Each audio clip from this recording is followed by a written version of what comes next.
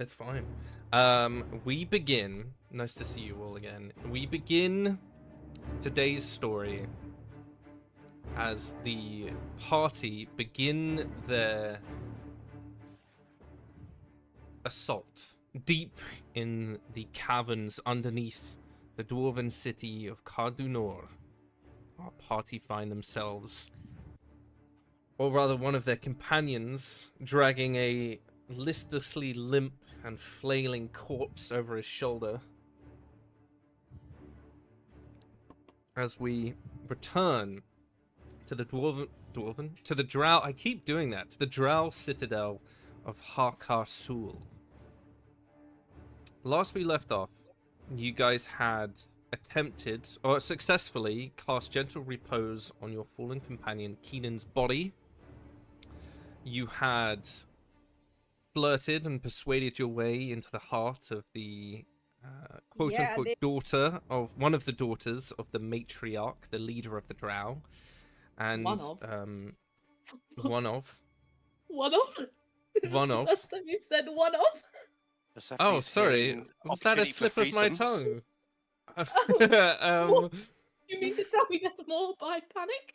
And so we will begin straight off the bat with a roll of initiative from everyone, please.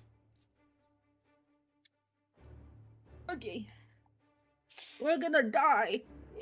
We're all gonna die. I haven't done my test rolls. Shit! I rolled it into the wrong. Okay. Right. Okay. I'm not trusting D&D Beyond anymore. I keep telling you guys this. Just not. I decided to roll real dice because D&D Beyond keeps fucking me over. Do you know what my dice just rolled? They rolled a 2 and a 3. I have advantage. I rolled a 2 and a 3, so I have 4 for my initiative. Why? A 4. Why? Okay, Persephone? Yeah. 16. Zephyr. Is Zephyr here? I didn't check. He's not here. Not here yet. Prickleberry. Prick rolled a 15, and the This isn't looking familiar rolled a 7. Oh, it's not looking good, guys. Why have I got the highest initiative so far? You can roll for Goza! Okay. Please roll high. Let me just quickly share this with you guys, so you can see what you're meant to be looking at. Oh my god, it's gorgeous. That is stunning. I hate you. It's gorgeous. Okay. What the hell? So, last we left off, you guys were down here. You carried Keenan's body into this house and had begun running around the back and into the front door. Another thing that I forgot to remind everyone is Kalanthar, whilst everyone was rummaging around the house, remembered that the goblins of Glimmerkiltan had given him a horn and said to blow it whenever he was in need of assistance. And upon blowing it, a rather large hot air balloon fixed with ballistae and hundreds of goblins spilling out from it across a bridge and began assaulting the various drow of the Citadel, bringing wrath and mischief with them as they went, alongside with a young fae, a little fairy creature, who joined them, sailing down in quite a Keenan entrance, to be honest, and joined the party in battling against the drow. Unfortunately, the party really haven't had time to ask whom this person might be, as we are going to go straight into initiative. Let's find you guys. I mean this in the nicest way possible. We're fucked. We're so fucked. I'm so sorry. This is all my fault. I feel so bad. as we enter in, I will just do up the exposure so everyone can see what's going on. It's so pretty. Oh. I want to live Why am there. I'm so angry that it's so pretty. I'm actually going to go reverse so we can Why see do where the you bad guys guys are. always get nice shit? I mean, if we kill all the bad guys, we can take their shit. I will say, when we build these sets, a good portion of it is taken from the Tales Park community. The base foundation of this cathedral location was actually constructed by someone who built it for 40k Warhammer, and we have reconstructed. So we have redone this in a drow fashion. But as you can see, as you guys enter into, this is all of you guys down here. Look at you, so cute. Kozar is with you. He is holding Keenan with both of his hands, trying to make sure that he doesn't bruise him or his body too much. He will not be able to join you in combat. Levitate thing? Did we not do that in the end? I can't remember. No, because Kozar just took his body. I can't remember. You can see as you all rush in and these doors are thrown open, an arrow pings past your head and strikes one of the goblins who's sort of charging in after you. But you can see that a bunch of them have climbed through the archways and the open windows, because a lot of this building has no glass because they have no need for it. Because there's not much wind and there's not much rain down here. So a lot of it's very open arches, a lot of flowing curtains and silk. And you can see that these goblins are attacking all of these different drow stationed around and are essentially keeping them from attacking you guys. Obviously, until we come upon a group that you will have to fight. But we will go in initiative in terms of you walking me through how your character's feeling in this moment as you're rushing into this combat and what the objective for your character is entering into this space. We will start off with Persephone and Prickleberry. You guys are up first as you rush in into this citadel, and that is what you see as you enter inwards. Okay. I'm not gonna lie, I completely forgot what I need my shit.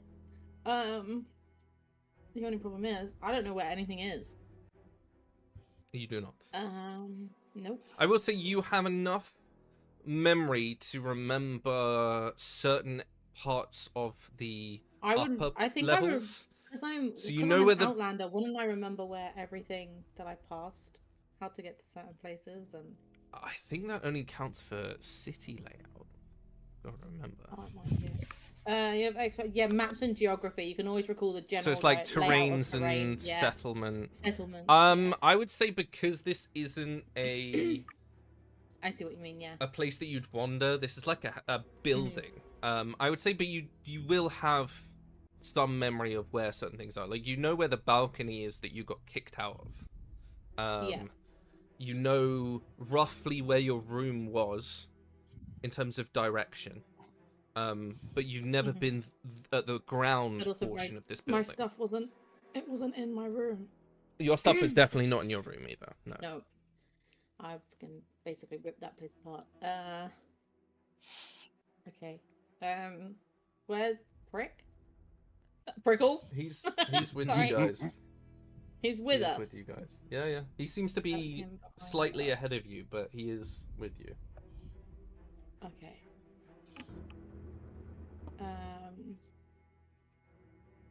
I have absolutely no idea what to. Why am I first? I don't know. You rolled first. What do you want? What do you want from me? You said they're not directly attacking us. Not at the moment, no. They are preoccupied. You can see, in terms of numbers, is pretty even, and you know for a fact that the drow are probably better fighters. So you kind of want to work with the element of time. Yeah.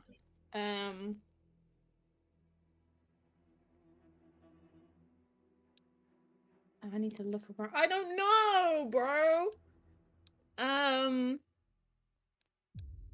will also mention, as you guys are walking in, you can still see these blue flamed braziers everywhere, and so Persephone knows what those do. They are positioned in this building, so as you can see, there's none on the ground floor. Let that inform your decisions, but there will be some as you guys move up. Do I roughly remember where the that was it like a where I met Big Mummy Bitch, Big Mama, Hot Mama. The matriarch. That was. Yeah. Yeah, you remember it was above the trophy room, but you're not quite sure as to the orientation, because when Jason was walking you around, there was a lot of talking, and you were more invested in the conversation with her than taking notice of where she was taking. Yeah, no, agreed. I will also say, like I mentioned earlier, that this is obviously not to scale. There's a slight issue in that I can't build past a certain height, so there will be discrepancies between the descriptions before and the Tailspire version. But the Tailspire's version's more set up so when we get into combat, you guys can know where everything is.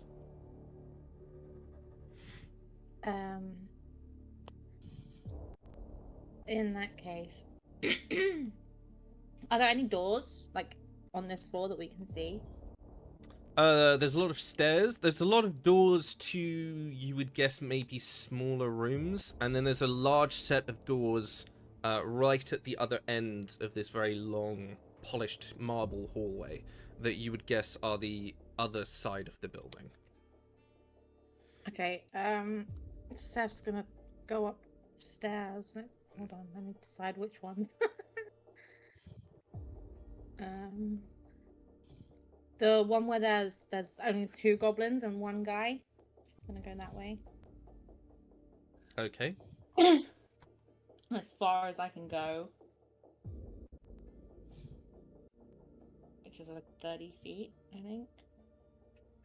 And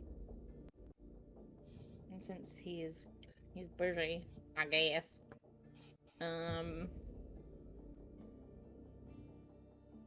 I will.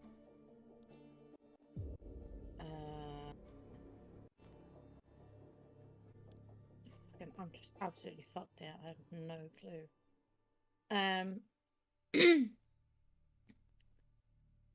I'm gonna use. She's just gonna cast. I don't know. I don't have the reach for it. I'll just fucking stay there then. I don't know what to do, so I'm just gonna. Can I hold my action actually? Yeah, if you want to. Can I hold a cantrip? As long as it's an action, yeah. Yeah, it'll be Starry Wisp. If the drow gets any closer or attacks us, shoot a Starry Wisp his way. Okay. Prickleberry.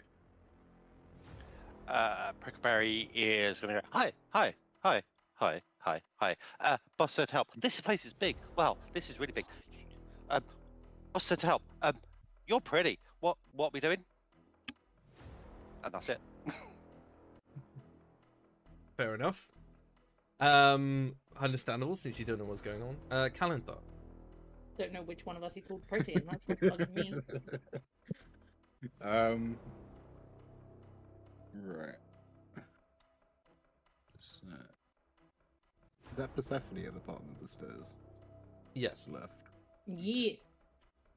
Okay.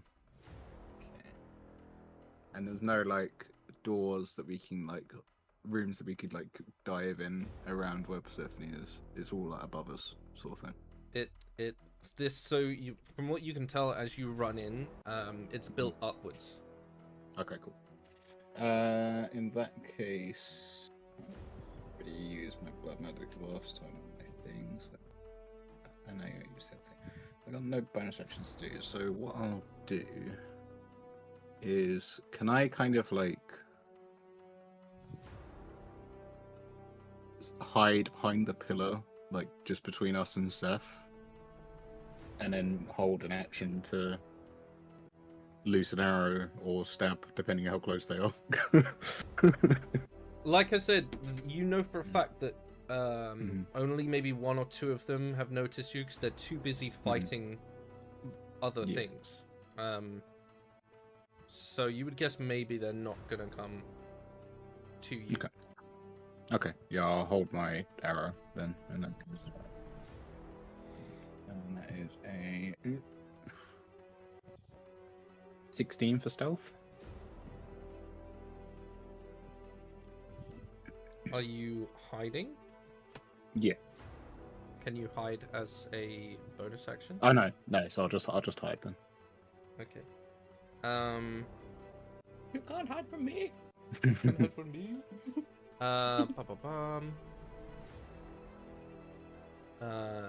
Nim and Zeph.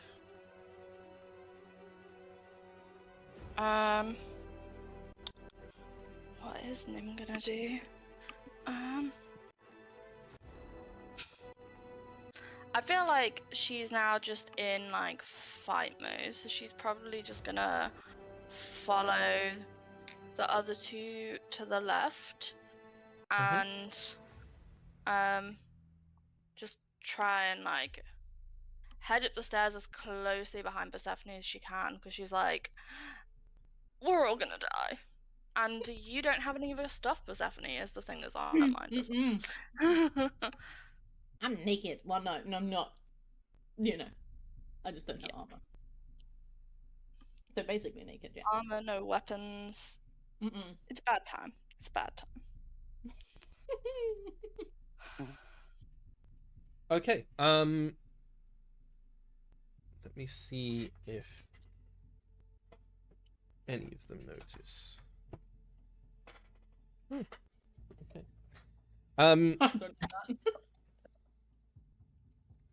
Let's bring this up. Okay, so as you guys move as a group, because we're not just in combat yet, I just needed to know where everyone is, just in case. What is your collective behavior as a group, or are you sort of doing your own thing? Is my question. Let's just make our way up as quietly as at all possible, but we're gonna run into stuff eventually. Yeah. That might be your goal. Oh, I'm opening it up. Like, what's the okay. plan? I mean, I don't know. I think Seth wants to find somewhere that looks a little bit more secure to put Keenan.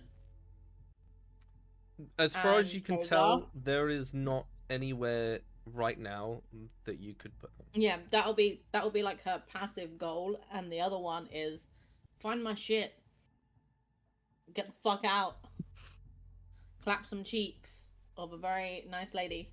I was gonna say, is Jason in those thoughts, or are you just looking at Kozar and just winking, just those cheeks. Yeah, Seth would just be passively keeping an eye out for anywhere that looks like somewhere she could post up Keenan and Kozar as a guard, while also looking for anything that she recognizes. Well, a little walk around. Okay. So there will be, naturally, as you're all moving as a group, there will be someone who is herding the sheep. So I need you guys as a collective to nominate which person is leading you.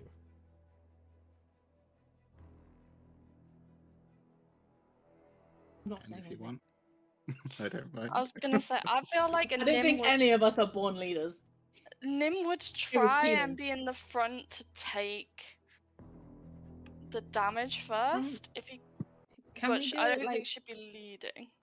Can we do it like Nim's up front, but Seth is telling her where to go? Because Seth has experience with the area. If it, then you would be the one leading. Never mind. Take it back. I don't want to lead. Not just because Seth wouldn't. I mean, Seth would because she knows the area, but my brain is not braining today. Gotta pick It one took me person. 20 minutes to figure out what we were doing. Nim, do you want to take the front and I'll watch the Yeah. rear? Thank you. Oh yeah. There you go. I'll do it. I'll go in front. Okay. I'd like to say that I think Seth's not really in the... She knows where she is, what she's doing, but she's not... Her best friend in the entire world is dead, so she's not thinking very clearly. Whoa, Be Kozar, man. Fucking hell. He's like her brother. Kozar is the love of her life. Keenan is her best friend. Different kind of love, my dude.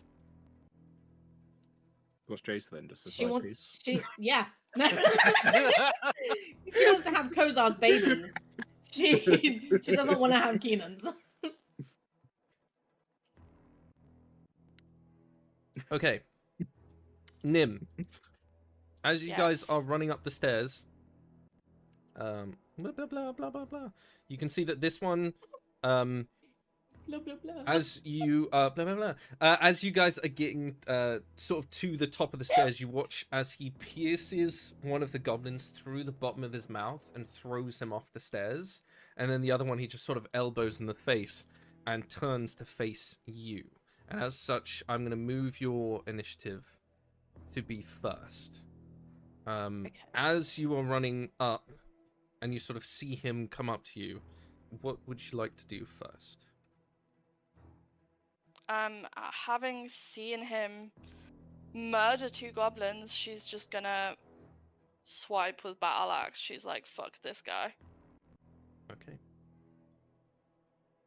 So let's see. Calenthar, roll to hit. Calenthar, as you watch Nim begin to engage, you happen to like cast, because you're covering everyone's back, you happen to cast your eyes up, and you can see 2 drow archers are sort of like elbowing off goblins and drawing arrows as they watch you run up the stairs. Okay. Just so you're aware. Okay. That was a 10 to hit. Is a miss. Oh. Yeah, I thought it would be. Anything else on your turn? I get 2 attacks per action, so I'm gonna try again. Oh my god, a nat 1. You fucking kidding me? I hate these dice. They're going in jail. Yeah.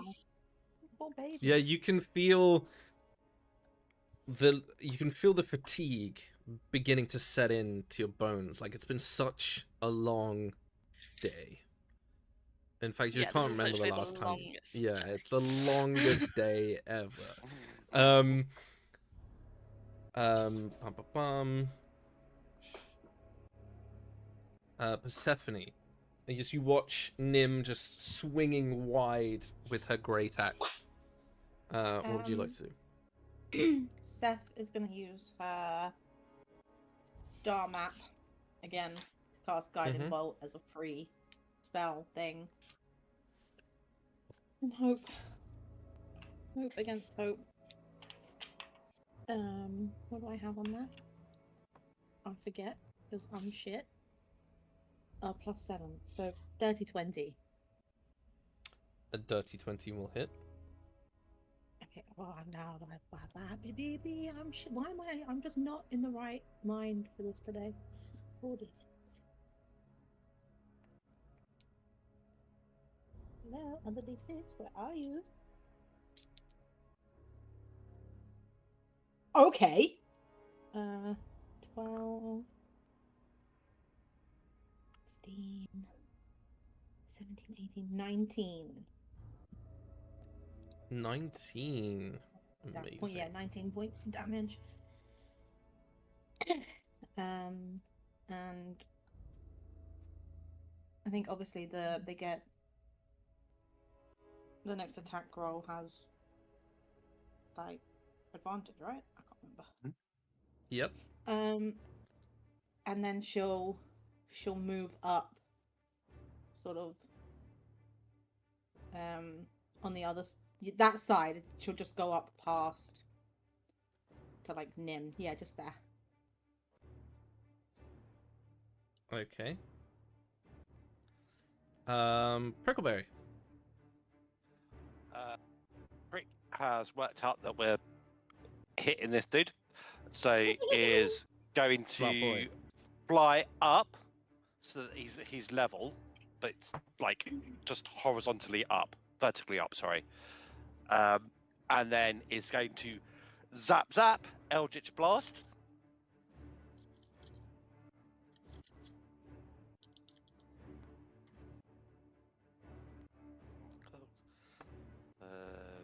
Do 23 on the first one and 14 on the second. One of those hits. Okay. That is a 10. So that's 8 points of damage. Okay. And as a bonus action, is going to say to Silver, second Silver, commanding his familiar to attack on its turn. Mm-hmm. And that's it. Okay.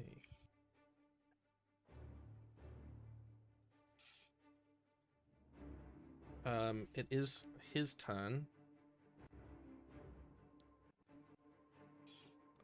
He's gonna go for Nim since she's the one that hit him first. The first one is 13. It's terrible. Miss.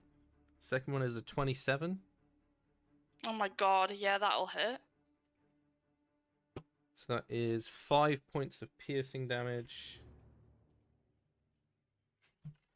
Cool. And 13 points of poison damage. Less cool. It's okay. It's okay. Calendar. Okay.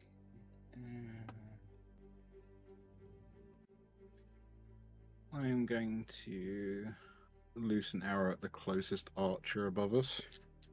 Mm-hmm.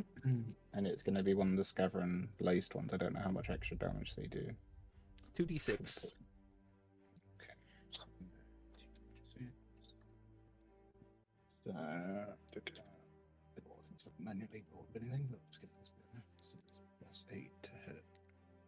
Let's go with the blue one. So that is a 23 to hit. 23 definitely hits. Then yes. D8. So it's 9 points of piercing plus 7 points of poison from the Yeah, arrow. you catch him square between the helm again, and you watch as he sort of like tumbles off the edge of this sloped stairwell. You would guess that the ones, like some of these aren't as proficient as some of the other ones. As I loose that off to the guy, can I just shout at the goblins? Yeah, if you want to. I just shout up. The odds are more in your favor. Fight on! Okay. I'm gonna add me a 1d6.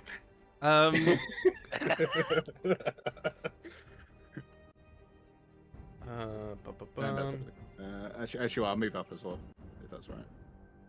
Sure. Thank you.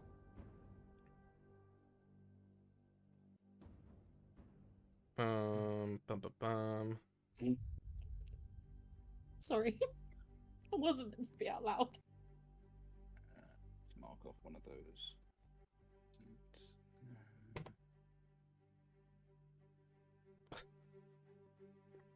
That's crazy.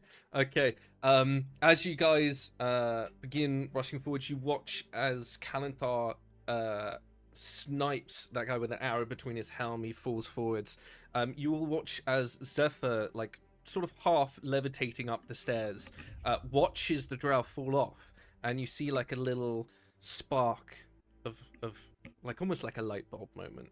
And you watch as she whips her arms round, and as she does, you watch arcing lightning begin to wrap itself around her wrist, and she wraps this whip of static electricity round the other drow's neck, and you watch as she pulls him forwards, and he too is just sent off the edge.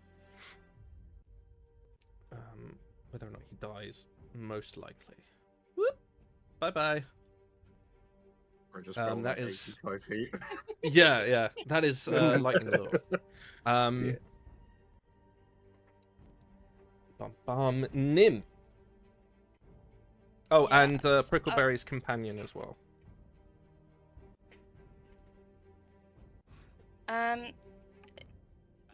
There's one drow left in front of me, right? As far as you can see, yes. Then I'm going to swipe at him with the battle axe. That is a 15 to hit. A 15 is a miss, unfortunately. Okay, let's try again. Ah, that's much better. That's a 22. 22 definitely hits. Beautiful. That is 7 slashing damage. Amazing. Anything else?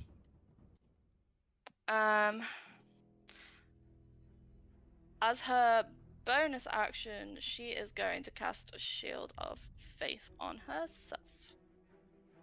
Okay. Oh, sorry. Silver is going to fly forward, Uh-huh. round to the back of the drow, and try to sting him with its tail for a 23. A 23 is a hit. What is silver again? It's like a little dragon, isn't it? Pseudo dragon. Pseudo. I don't know if they have one of those. I can't spell. Pseudo dragon. Definitely not. Get a dragon and make it tiny. Yeah, that's one. Yeah, Oh, wait, there's pretty one here. much. He's just a baby. He's just a baby. Wow! Baby. Tiny dragon. Oh my god. Yes, yeah, he's that size. Yeah. Is he considered I love tiny him. or small? Tiny. Tiny. But Oh man.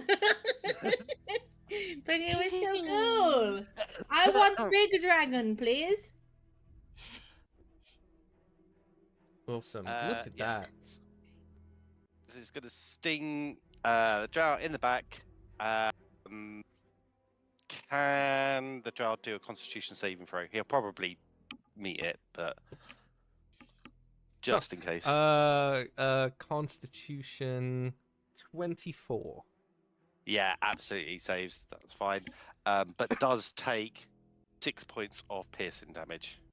Amazing. We love to see it. Cool. Yeah, Nim. Oh no, you did your go, didn't you? Persephone.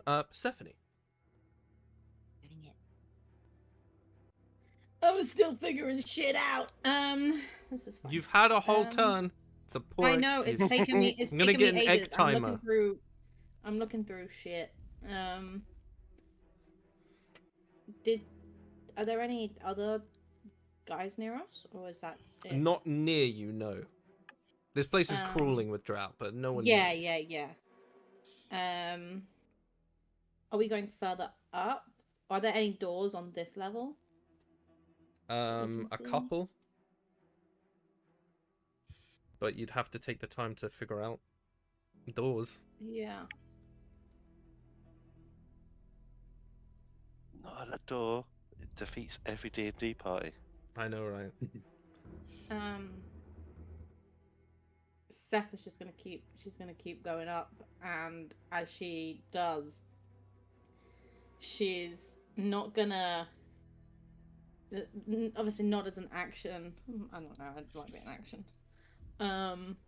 As she's sort of walking up to the flight of stairs that we can see next to us. Mm-hmm. She's just gonna say to herself, like, I'll feel it, right? I'll feel it if I'm near. And she's not talking about her stuff. She's talking to her god about the crystal. The thing that she's meant to protect. She's talking. She's got her hand on her holy symbol. And she's like, I'll feel it, right? Like I did before. I'll feel it as she's going up. Are you dashing, or do you want to spend your action trying to talk to the Weaver? Sure. I'll spend my action trying to talk to the Weaver. Why not? Okay. Yo, bitch, you up? So you do have 5 feet to sort of avoid him. So if you were here, so 5, 10, 15, 20, 25. Yeah. 30 would put you over there. Because she's gonna put trust in that they're gonna finish this fucking guy off. Cool. You can see like drow over here by a load of books, and they're fighting goblins. You can see more drow over there. I would say Calenthar, you've noticed that those are archers. Obviously, this guy has swords. They look a little bit preoccupied with the 15 goblins around them. Do you think maybe they won't attack you? I feel like a proud dad right now. Just like all my kids, just like. How I imagine it is like sort of like if you've seen Hotel Transylvania with the baby werewolves. The wolf pups. Yeah, the wolf pups. It's just like attack, and it's just like a cloud of dust. Yeah.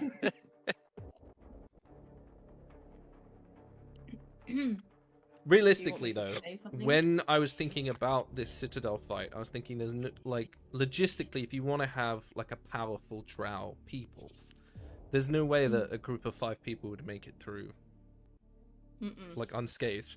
Clearly, you didn't, because one of you's dead. But I figured that maybe the goblin drow fight would make the numbers a little bit more even. Thank you. Did you want me to say something specific, or can I just... No, I need you to roll me a religion check. Oh, wonderful. I'm great at those. I think I have like a +2. Either religion or arcana, whichever one's better for you. Arcana's got nothing, boy. I'm dumb. And I was oh my god. Oh my god. I actually no. I'd say roll religion. Don't, because I rolled so well. No, roll religion and add your wisdom modifier to it, because wisdom is your spellcasting. My normal wisdom modifier. Mhm. Just. Oh well, I rolled a nat 20. Oh, okay. Which is why I thought you were gonna be like, roll this instead, and that's why I was like, no, please, please, please let me keep my nat 20. I rolled as high as I could. And nat 20. Jesus Christ, another one. Yeah. Roll me a percentile dice. Oh, well, there's no way I'm gonna roll well this time. There's no way you're gonna roll 100 or a 0. No, sorry, there's yeah. no chance. It's gonna be a 0. Okay, I was confused. I rolled a 78. Ooh, okay. And you're talking about the crystal specifically, right? Yeah, the one, because that's the one thing she told her to, that was her one mission that she gave her, and it was the last time they had a proper conversation, except for the time that she asked her to save Zephyr. On a 78, you don't feel anything, but you do, like as you're saying it, like repeating it over and over, and you look up, you spot Jacer, and she is currently sprinting. You can see her. Where is she? As you're running up, like she's somewhere. I've got to figure out. As you're running up these stairs, you turn to the right, and you can see Jacer sprinting up these stairs, up here. Okay. Like, and you sort of clock eyes with her. You would guess that is probably the way up, as she is full on. And I wouldn't say it's like you guess. It's almost as you finish your question, you feel the instinct to look that way. So Gotcha.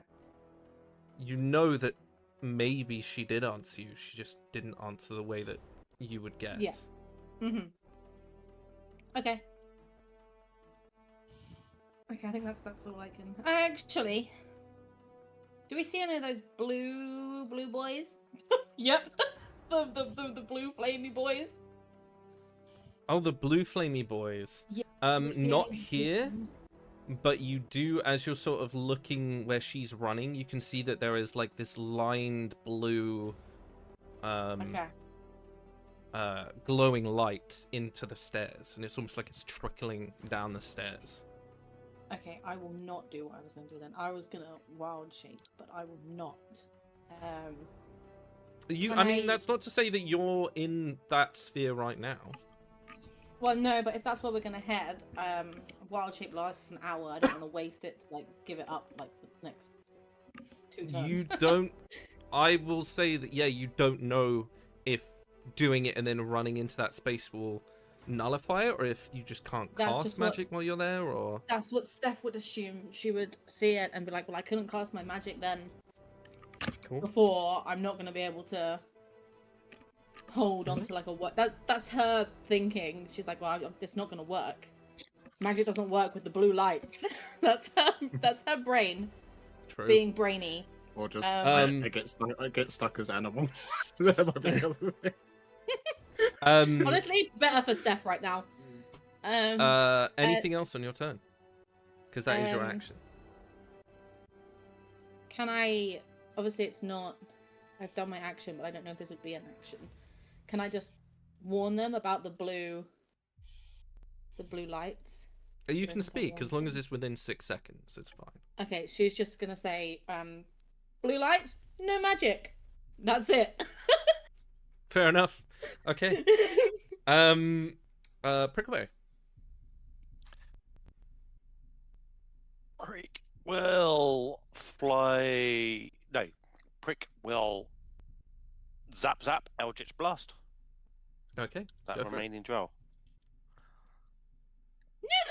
Sorry. 21. 21 hits. 21. 21. That is 10 points damage, and a nat Awesome. 20. Oh, hell yeah. No. So that's 10 plus the roll of the dice plus your modifier. Which I rolled a 10 on the dice, and the modifier's 4, so 24 on the second one. Describe to me, what does Prickleberry's magic look like as he expels this drow from the mortal plane? So he basically does like finger guns, and it kind of Oh my god. this amber light shoots. Hold out on, of hold. the Pause tip your of his- description. I would just like the audience to know that I write very detailed and serious, like, world building, smattered You with get a little fingers, bit of light-heartedness, with some goblins and fun things in between. Saturday's group, and now apparently Cardiff, are insistent on making this like the silliest version that they can get away with before I lose my shit. But yes, describe to me more about these cool magic finger guns. I'm going to kill you again. Cool So magic finger finger guns, gun. like and he says zap as he does it, That's so cute as well. I can't even be annoyed. and kind of like his fingertip starts to glow like an amber orange, Mm-hmm. and then it swirls around, and then it just kind of like shoots out like a beam, and then like stretches for a little bit like an elastic band, and then it leaves his finger and then fires through into the drow. I love that. Awesome. But yes, he is very much dead. And are you moving at all? Will then fly down to where Nim is.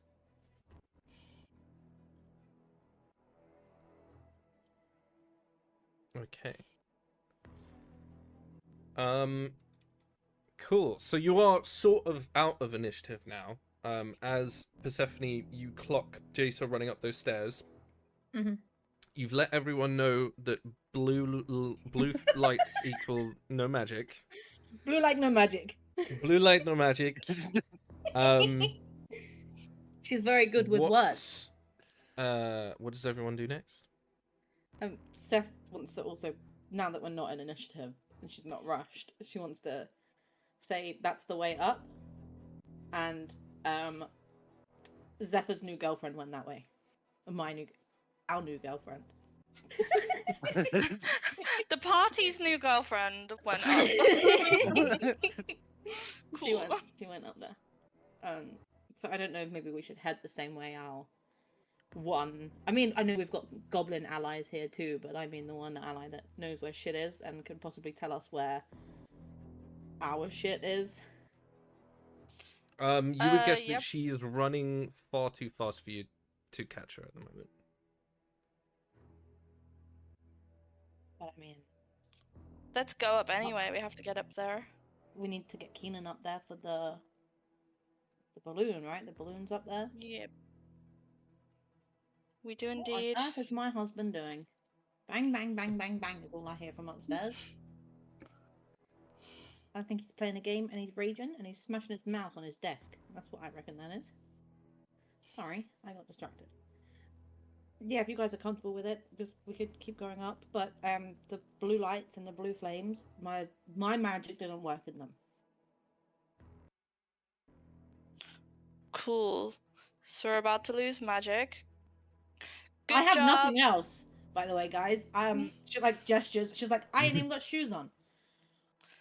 Good job. We've got this No guy. magic. And I've got Nim like nothing. pats the side of her axe. She's just like, this guy'll get us through, and like starts just going in the direction of upwards. Can I ask a quick question? Mm-hmm. You said Kozar has Keenan's body. Mm-hmm. I don't know if Seth will want to break her rules. What's her rules? She doesn't loot dead people. Don't steal from the dead. She was gonna steal one of his daggers. Not steal, she'd return it. But she was gonna go take one of the daggers. Keenan? Yeah. You could just ask Kozar. He has like 8. No, I don't know if like he's gonna need them. Keenan's not gonna What? need them. All 8? Right. He has all 8 and 2 scimitars. I think you could probably ask him for a dagger. Can check you my scimitar if you want. Well, I just don't want to be entirely useless, guys, okay? I don't even know if I'm proficient with any of those shit. Simple weapons. I don't know what a simple weapon is. Staves, clubs, maces. Is dagger among them? I suppose it would be. It does fall under finesse, but I think it's still classified under simple. I'm just gonna quickly do a quick Google. Either way, okay, she'll steal one from Kozar. She won't ask. She'll just go over to him while he's holding Keenan, pat him down, find the first one, and just take it. While she's procuring a dagger, Prick will kind of like lean back in the air, stick his feet up, and go, I didn't have any shoes on either. I have a feeling that's normal for you, though. That's not normal for me. They took my shoes. I was a prisoner here. I don't think you know that. I was a prisoner. Shoes are stinky. Prickleberry, can you make me a dex saving throw, please? Mm-hmm. Someone said, "How dare you! My feet are not stinky," and they shot you. That's a 7. Okay, you take 4 points of piercing damage as an arrow sails like close to where you're flying. I would suggest moving. I'm gonna go up the stairs if everyone's okay with it. Okay, which stairs? There's a lot of The ones stairs. in the middle, the ones that I've pointed where. Okay. Yeah, Nim was like If everyone's immediately okay with heading that way. Yeah. Cool. Bum bum bum bum bum bum. Bum bum. Okay, as you guys are running this way and you spot these 2 drow fighting off these goblins, are we stopping or are we keeping going? Does it look like the goblins got this? It's I would say for you it's sort of hard to tell. There's like one on his back, one's like jabbing at his leg, and the other one is just sort of like putting his fists up. And I'd say for the other group they're actually fighting. You guess maybe, yeah, they might be a little too distracted as you're running on past. Is he preoccupied enough that as like if we decide to just run past, I could stab him with a hidden blade and get the crit? Ooh. Just like a slash and dash sort of situation. Roll me a it's not a stealth check, but this is more to see roll me a stealth check to see if he sees you, if you get what I mean. So that is a 23. Okay. I will say yes if you want to, only because it's new and you want to use it. Yeah, as you're running past, he is far too distracted to notice that you're there. Okay, so it's an automatic crit, and it's 1d4 plus 3. 2. So that's 5 plus. Can I add Booming Blade onto this as well? Yeah. Just for shits. Mm-hmm. So that's a d8 on top of that. Just saying, this is the guy that said, "We try to be as sneaky as we can." Booming blade. Yeah. If he wants to use it, he can use it. I just think it's funny as fuck. I want to stab someone with this. I've only got to do it once. It was when the guy had 1 health. So that's 7 for Booming Blade. Then I double. Is it just the initial like piercing from the dagger that gets doubled? No, it's all rolled dice. Okay, so that is, and it's also the D. Would my blood maledict still be active now? Because it's until long rest, isn't it? So yeah, because I did it on the dagger. I remember. So it's another D4. Ooh. So that's 4 lightning, 7 thunder. Like for the base, so 6. Math 6. That's 13. So 23 points. If you're just doubling it out. Okay. For the rest of you, as you're running past, you notice that Kalanthar sort of like sprints ahead of you, and it looks like he goes to punch the drow in the back of the head. But I'd say for what you guys see is just something connecting, and then the crumpled body of the drow is thrown back into the stack of books that like sort of tumble down over him as this thunder wave of magic erupts from. Yeah, absolutely, you killed him. And I'll literally like just kind of do the thing of like looking back to the goblins and just like glance over, like get him to the other one as we're running past. Yeah, they immediately just launch themselves onto the next one. Goblin Okay, army, and you guys yeah. run up the stairs, which means we need.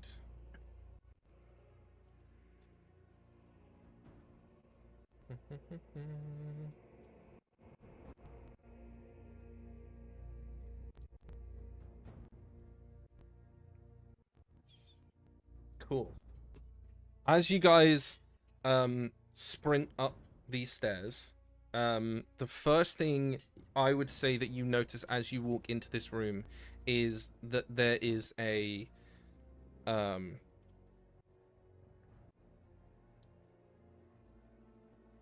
probably one.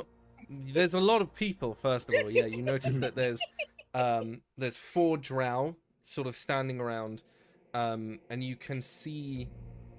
For the rest of you guys, you can see a very tall, beautiful, long braided haired woman who is in the process of sort of taking off parts of her armor, and you can see that like some parts have gashes in them, some parts have like she has an arrow in her arm and is in the process of taking it out, and you can see that as she does, it sort of like coagulates in this dark crimson.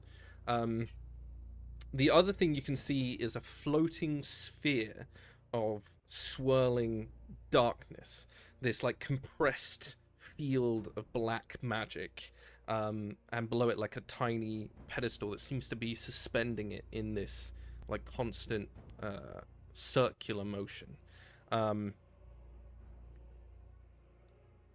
You can see that these 4 drow are arguing with the other woman, and she's sort of trying to talk to them and tend to herself at the same time.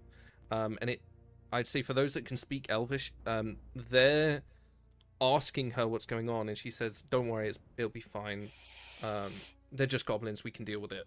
As she's trying to heal herself, and they all watch as you guys run into the room. Does she look like Jason?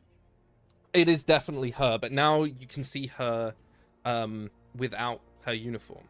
So you can see like a long... Oh my god. Yeah, you can see like a long, slender dress that beautifully... now that some parts of her hair are free, you can see that in between the blooming night flowers, some parts of her hair are like a dark violet. But we'll zoom out from that because before we get like 2S or something. I'm fine.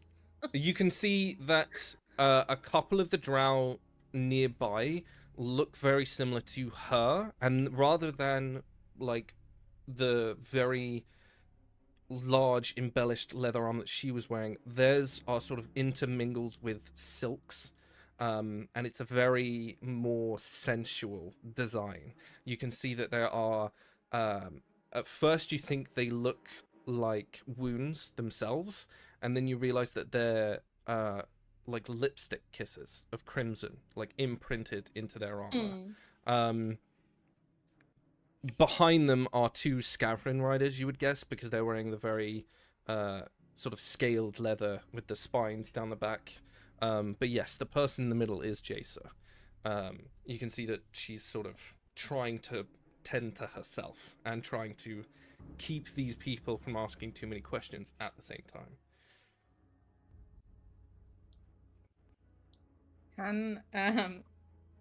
It's probably a mistake. Can Seth stand in front of Nim? Okay. And what is the purpose?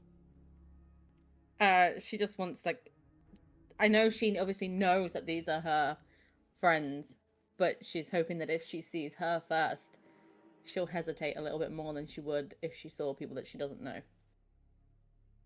As in Jacer? Yeah.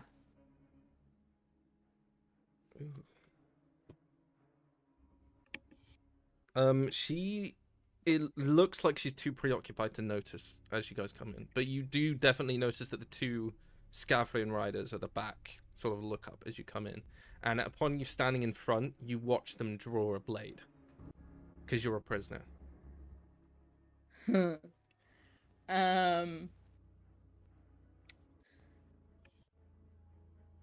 Steph's she's gonna be stupid. And she's just gonna talk, and she's gonna straight away say, if I hand myself in, what are the chances that you let them go? Okay. Is anyone else doing anything? Prick will fly up and poke the magic ball. Prick immediately disintegrates. It's the door. Okay, so you're making your way over there, so that's 5, 15, 20, 25, 30. So you get to about here. What is everyone else doing? Nim is gonna stand with everyone else with like axe ready to swing if anyone comes at them. Okay. And Kalantha? I'd probably move just next to this wall that we can see on the bottom right, like just up against that, and then knock an arrow ready if anyone moves up, so like a hold action. Okay.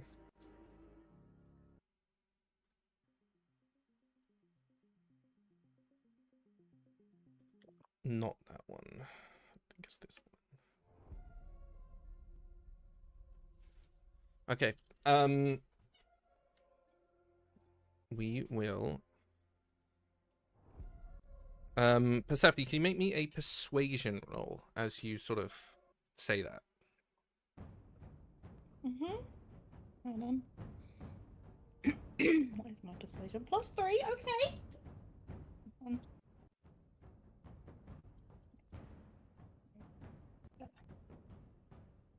You're not gonna believe me. You're just not. You're not gonna believe me. What did you get? I got another nat 20. Oh my god. Yeah.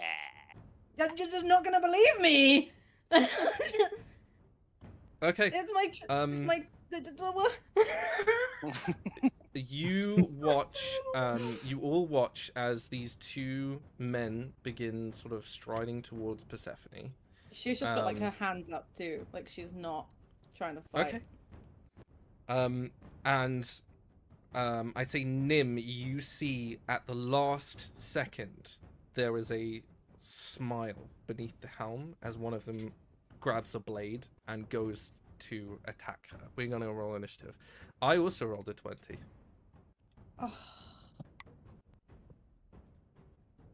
Bitch. Well, yeah, Nim immediately unhappy.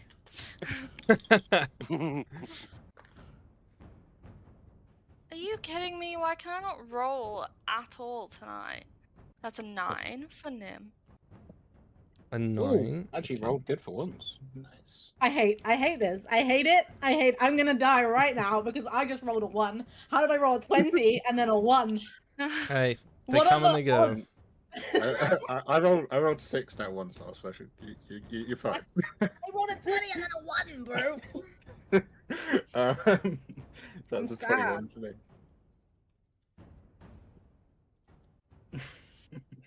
What was that, sorry? 21. 21. Oh, in case you're wondering, my nat 1 makes it a 3. In case you're wondering, in case that makes a difference. Prick away? 12 for prick and 4 for silver. Okay. I mean, it almost made a difference. I almost beat the dragon. Just saying. You always complain about going first, so you get to go last. Yeah, but that's when I'm not about to be stabbed in the face. That is a 22 on Persephone. To hit? Yep. Nah, misses. Of course it hits. I have no armor. That is 6 piercing damage. It's fine. Temporary hit points, baby. And Get fucked. 15 poison damage. Hold on, now I need to do math. So 21. I can just 20. Thank you. 21 damage. 21. I'm still okay. Calenthar, it is you next. Okay. Is there one over by Prickleberry? Is that like one of the riders? No, so all the women Yes. yes, girl. There's one over here as well. Are I don't think different. they're particularly fighters. I think they're I would say for Persephone, you would guess that these are the girls that she was talking about. Yes, yeah, that's what I thought. Okay. But that doesn't I'll mean go they for can't it. fight. No, she just thinks that they're usually, you know, the Okay. smoochy kind of friend. Given, you know, the lipstick marks. So have we been filled in that Jason is actually friendly at this point? No. Or not? Okay. No. That's because Steph doesn't want to blow her cover and have her own Yeah. people attacking her. No, I get that. Right, I'm gonna. Is there any of them that looks like they're an archer of any kind? Or are they all like melee fighters? Wouldn't it have You been have that you guys no didn't... idea. There's no So bows. no quivers or anything like that. There's no quivers, there's no bows. Right. I'll just go for the one Can I- next to Seth then. Can I ask a quick Mhm. question, just above table? Who was it that saw Jason outside? Do you remember when we were in the house? And Zepho. Jason was directing Zepho. people away. Oh, so the one person that's Zepho. not here. Fantastic. So she's the only one that knows that she's outside. Great. So that's an 18 to hit. An 18 is a hit. Okay. On which one, sorry? One of the ones next to Seth. Yes, About to that is a stab hit. me in the face. Or did stab me in the face. So that's a D8. Yes, it is. So D8 plus 3. 6 points of piercing damage. Okay. And I think that's all I can do. And so that bonus action's free. No, I don't. That's me. Okay. The other one is gonna go for Persephone. That is a dirty 20. I am shocked and appalled. I am For surprised. 5 piercing damage and 13 poison damage. I'm still good. Kind of. I'm alive. You all watch as these 3, so 5, 10, 15, 20, 25, 30, 35, 40, 50. Begin crowding around Jacer, and they're sort of talking to her, looking at her wounds.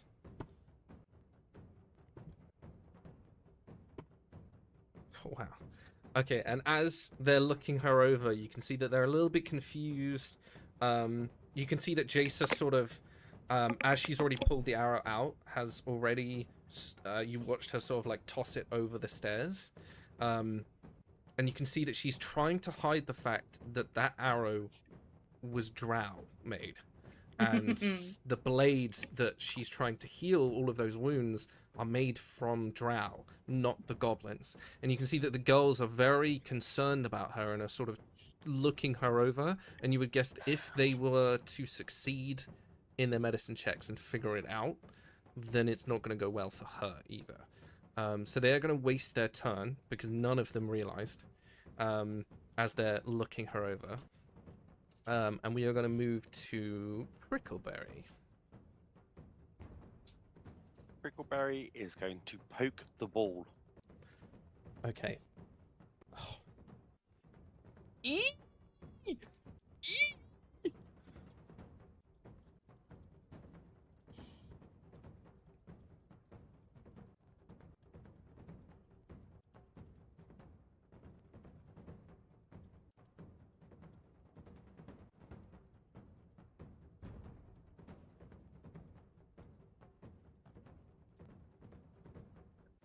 Can you please make me a Constitution saving throw as you reach your hand out? Sure, that's a 16. 16. Okay.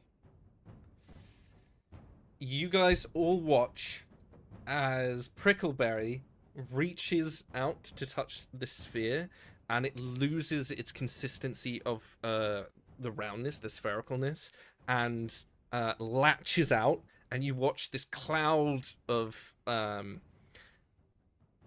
ichor black motes grab him and pull him in. You don't take any damage, but you are inside the sphere for the moment, and that is your turn. Nim, it is your turn.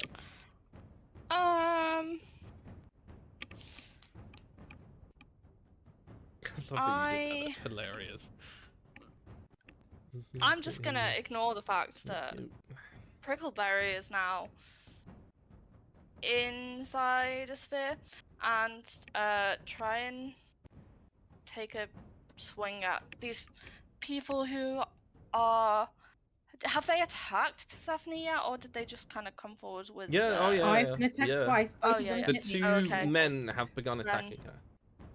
Then I will swing at whichever of the men. I don't know, the one on the left. Let's go with that one, or maybe not, because that's a 13. Let's just see That if is a my miss. second attack. My second attack is a 26 to hit. Nice. I hope that Yep, is that That hits. doesn't hit. Yeah. So I'm going to. So that is. Sorry, maths. 10 points of damage, but she is also going to put a divine smite into that, My girl. which is. She likes me. Are they? They are not Fey Fiend or Red, I'm. They are not. Cool.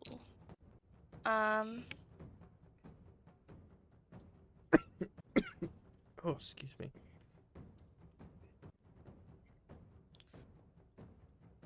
Okay, so I need 3d8, so I only have 2 out, so that's 11. So 11 radiant damage and 10 slashing damage. So 21, yeah. Okay, 21. Yeah. You watch as he takes it in his shoulder and it begins to like course the scarlet of blood down his body. Very injured, absolutely. Anything else? No, I think that is everything she can do. Oh, I assume because that worked, we're not in a no magic zone. You don't know. I forgot to ask before I started. Okay. You don't know. If you So I want, don't you know if can my make shield me blade- an Arcana check, and we'll make this just a passive realization.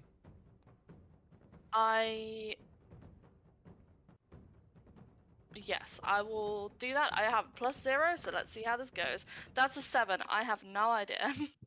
Okay.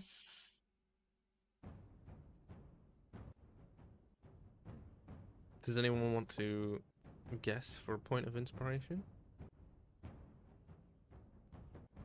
Guess It doesn't what? affect divine magic. It only affects. Take your point of inspiration. I was gonna say that it only so- like protects against So, earth if magic. you guys remember, obviously above table, not trying not to meta, the only person who would realize this is Persephone. Is that she said your land magic won't work here. Yeah. And then they took away your holy symbol and she gave it back to you. And there was a reason for that, being that the potency of divine magic can't be stopped by whatever they are using to stop everything else. So yeah, you watch as Nim's divine magic of the Guardian is just going crazy.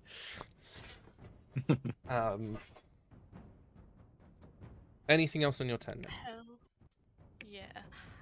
Hell yeah. No, I'm good. Okay.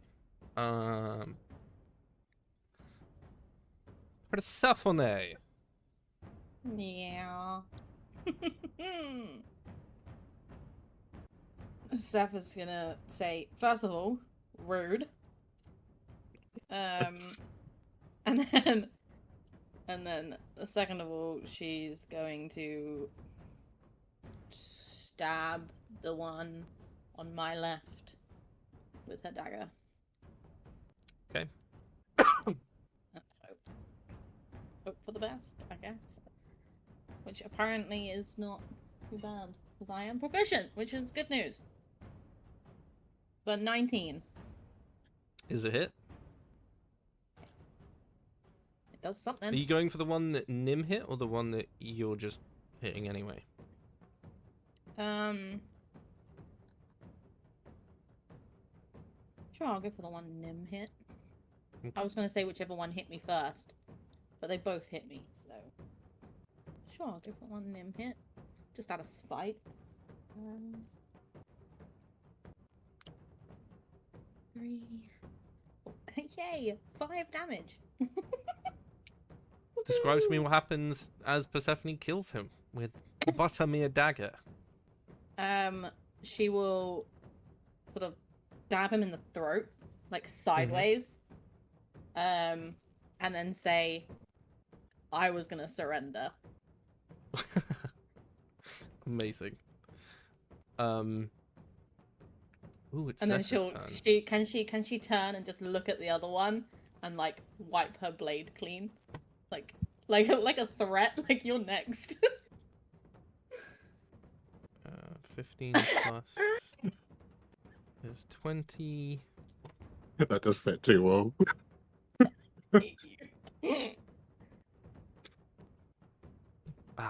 That's annoying. That doesn't work for Zephyr. Moving to the top of the round. You guys watch as the 3 girls around Jaisa, as they're like leaning over to check on her. As you kill that drow, their attention immediately shifts, and you watch Jace try to grab one of their arm and tell them to stop, and they sort of shake her off. They are all going to run to you guys now. 5, 10, 15, 20, 10, 15, 10, 30,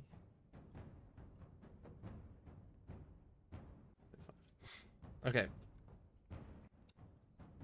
Let me find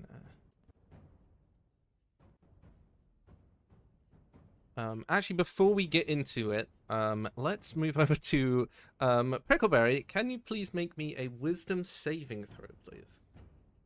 Yeah. That is a dirty 20. Very nice. The instant you're enveloped in this darkness, you begin to fall through, and stretching past you is an endless sea of like pale, screaming faces, their mouths open in terror. Above them, and all of you, hangs this like vast crown of black teeth and like this empty void as their bodies begin to drag upwards into this maw. You can see thousands of yellow eyes are scattered around the black emptiness, and you can feel, you can even see like slivers of gold begin to pour from your chest, and as they do, you hear a voice in your head, and you're expecting like this hungry, devouring, like feasting creature of death and decay, but instead you hear a very charming, "Oh well, that won't do," and you witness this aura of violet begin to encompass you, and the gold is blocked from leaving your body.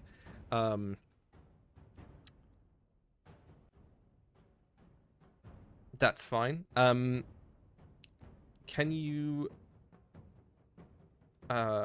make me a strength check? And this is to try and see if you can get out. Straight strength, yeah. Just straight strength. Cool. That's a 14. That is a fail. Okay. That voice, would that be my Yes. patron? So You, I just that's my think question. that That was my next question. Is, have you ever met your patron? Do you think? Yeah, I think so. Okay. Yeah. You would recognize that voice. You know that voice very well. And I think I've probably had a few messages from them. Okay. In my time. So yeah, it'd be just like having a conversation. So I'd be like, "Yeah, cheers, boss." As you're drifting through this endless void, you know that at the moment you can't get out, but is there anything else you want to try in this domain, in this space? Is there anything I want to try?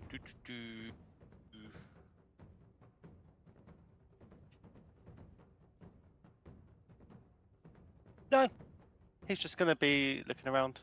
Cool. No, that's fine. Absolutely. Yeah. Can you make me a religion check as well? Just see how much Prickleberry knows whilst he's in here, since you don't get to be involved in the combat. Prickleberry is not smart. Rolled a 4 for a 3. Yeah, this place is spooky as fuck. Okay, moving on.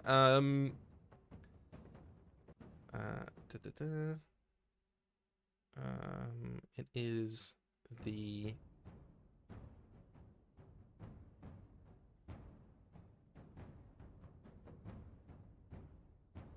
It is the Tantris.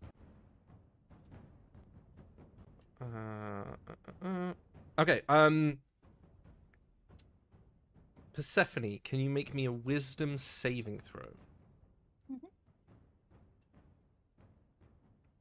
And Nim as well. And actually, Persephone, Nim, and Calenthar, can you all make wisdom saving throws?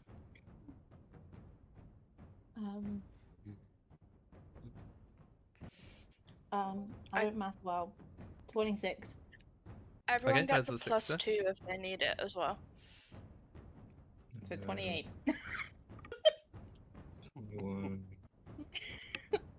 23 for me. Okay. Nim is a 14. Okay. You guys watch that although they move to you very quickly and with purpose, the closer they get, the more the body language changes, and it's almost like this aura begins to exude from them. They all lock eyes with each of you, and I'd say for Nim, you begin to sort of, your vision sort of slows down. You may not attack the girls, Rude. as you are considered charmed by all of them. Very rude. And I would go as far to say, and this is just to give you guys a little bit of, like, above table knowledge, maybe, for the audience. As the longer she is standing there, Nim, describe to me what would seduce her. What does Nim see that is now in front of her? Ooh, a good question. We're about to find out Nim's type. Yeah, I've never really thought, like... And it, I mean, obviously, romantic is always the fun I mean, one. it But could it be doesn't like have to. power and yeah. Like, you know, it could be No, yeah, I feel like...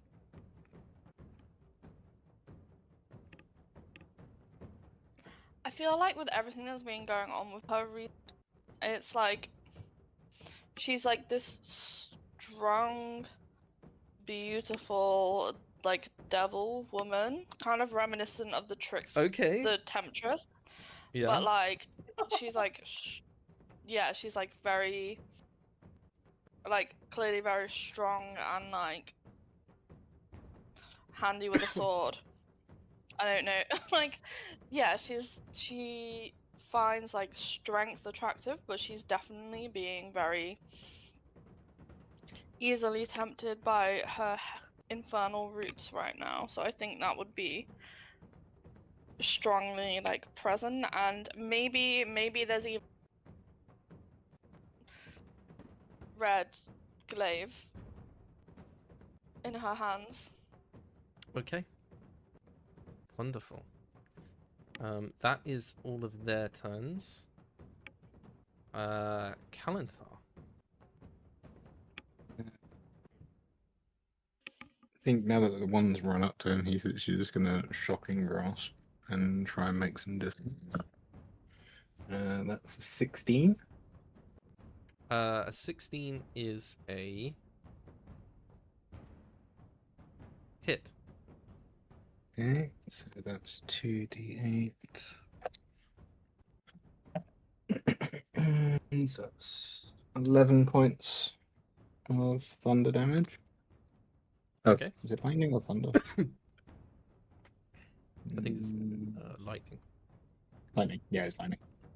So I'll shock and grasp, and then I'll like move myself behind as far as I can get behind, like where the familiar is. Okay. 5, 10, 15, 20, 25,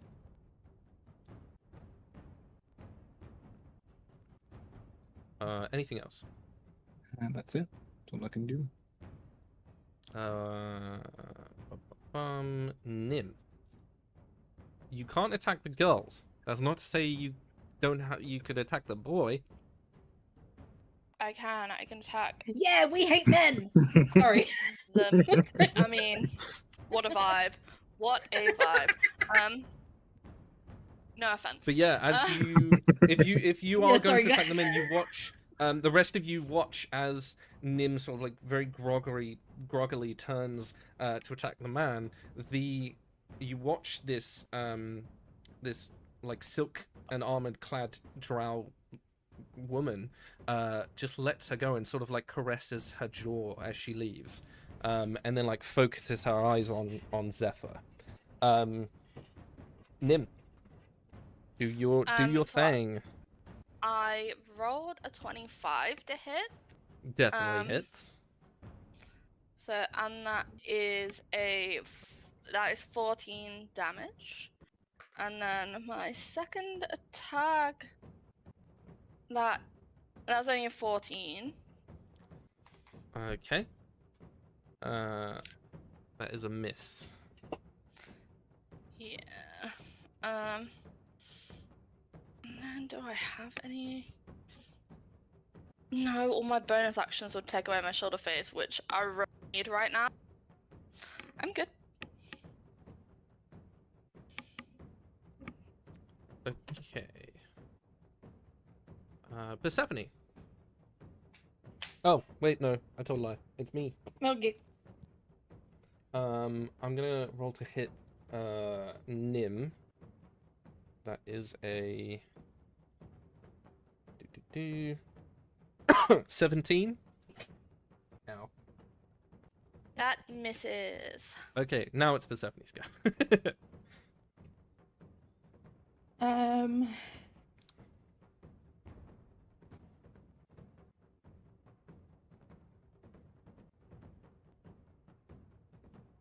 No, I can't. I don't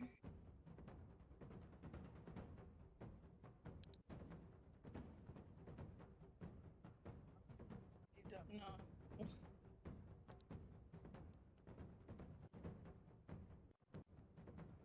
Because, so, my druid magic wouldn't work, would it? Would it just be my divine magic that works? It's whether or not you want to try it or not. I should have asked that before. No, I didn't. It's okay. No, I didn't cast. I stabbed him, didn't I? Okay. Because I'm pretty sure that's a druid thing. Which is fine.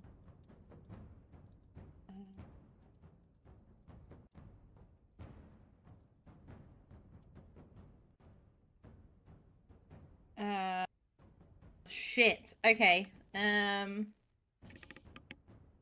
Seth is gonna stab the girl in front of her, but as she's sort of trying to attack her, she's gonna say, "I don't want to do this." Okay. I rolled a 19, so 24. Is a hit.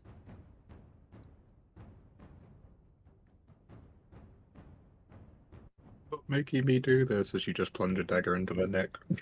She doesn't want. She doesn't want to. That's why she was like, she was gonna give herself up, like dead ass. I would have gone with them, and been like, just let them fucking go. Sorry, I rolled a 4, so that is a +2, 6. Sorry, I minimized my stuff, so 6 damage to her. Okay, cool. As you're doing that, you notice that Jace has looked up, and she obviously now seeing that the girls have come on. You see there is like some conflict on her face. Can I can Seth, obviously when she looks at her, in like the the 6 seconds of her turn, can she say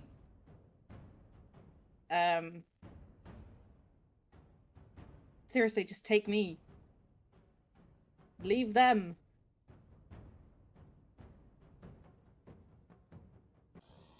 Okay. Ooh, it's Zephyr's turn. I'm gonna try it again. God fucking damn it. Zephyr, you suck. Okay. Don't listen to him, Zephyr. You're amazing. We love you. Don't listen. Okay, we move back to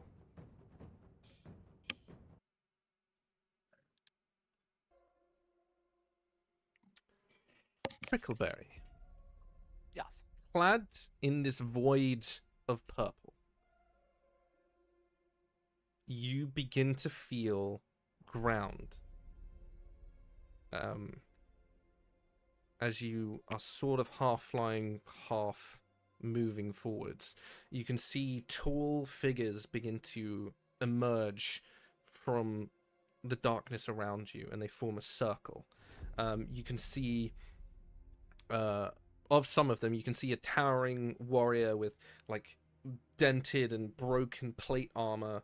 You can see his cloak tumbling down, has like this grey and mottled beige quality to it with sewing and stitches in between.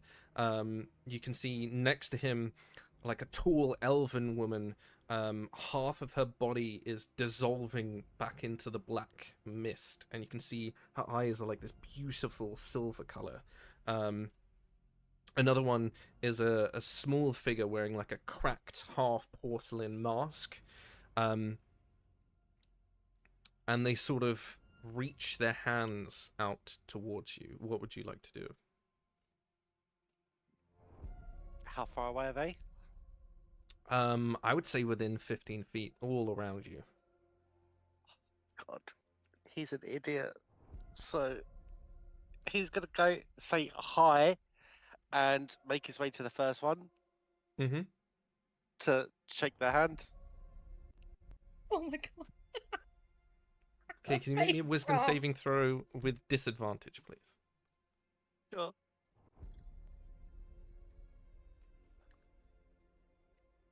Carlos is gonna have 2 characters die. Does he still get like one? Do you still get the +2 from him, or is he No. too far away? No, Too because they're far. too far away. In fact, he's in a. I will above table let you know Different he's dimension, in a different yeah. dimension. Yeah, so there's that one for a total of 6, but obviously that one. Okay. It's okay, I have other backup characters. It's fine. No. It's not what you think. No, you're just also about to be charmed, and you're gonna kill us. That's gonna be the problem. We're The gonna thing die. is, he's used to seeing weird creatures and amalgamations of different things, so like he wouldn't judge. He'd just be like, He "Oh, just looks at them and goes, "Hey, Different bestie." As the voices of these hollowed avatars fade away, the sky above you with this circular maw splits open, and a silvering cloud of mist tears through the darkness, and around it you can see like a black void is sucking in the rest of this darkness, and in the middle is a tall silver spectral figure. He is, on the face of it, beautiful. He has 2 sets of eyes that sort of one above the other, with these bright yellow golden glow to them. You can see even like the perfect details of them. They are slightly slitted. You can see beautifully crowned, a beautiful hair that's crowned with this like obsidian metallic looking circlet that's sort of piercing into parts of his head. Sprouting from his back is 4 sets of wings, and it looks like an angel as they sort of land in front of you. In the center of his being, there's a violet black void, almost like a black hole, and that seems to be the thing sucking in the rest of everything around you. And as they land,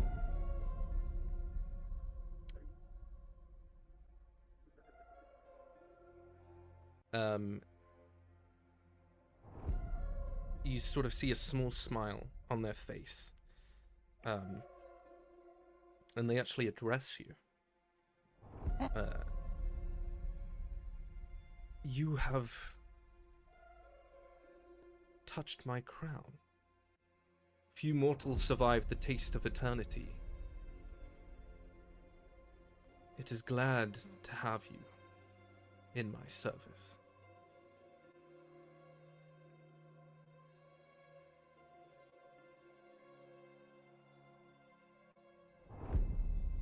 It What was would you like to pretty. do? I wanted to see what it was.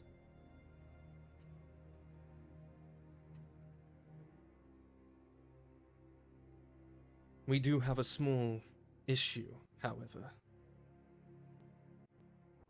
Oh, okay. Small's good Yeah. though. I'm small. It appears, and they sort of lean down to you, this massive tall figure, like crouching themselves to meet you. It appears your soul is not quite mine. Oh no, the boss has that. He. When did that happen? Anyway, yeah, the boss looks after that for me.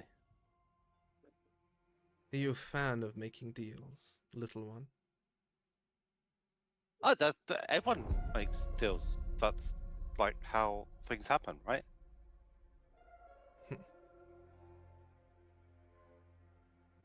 The trick is to get the better end of the deal.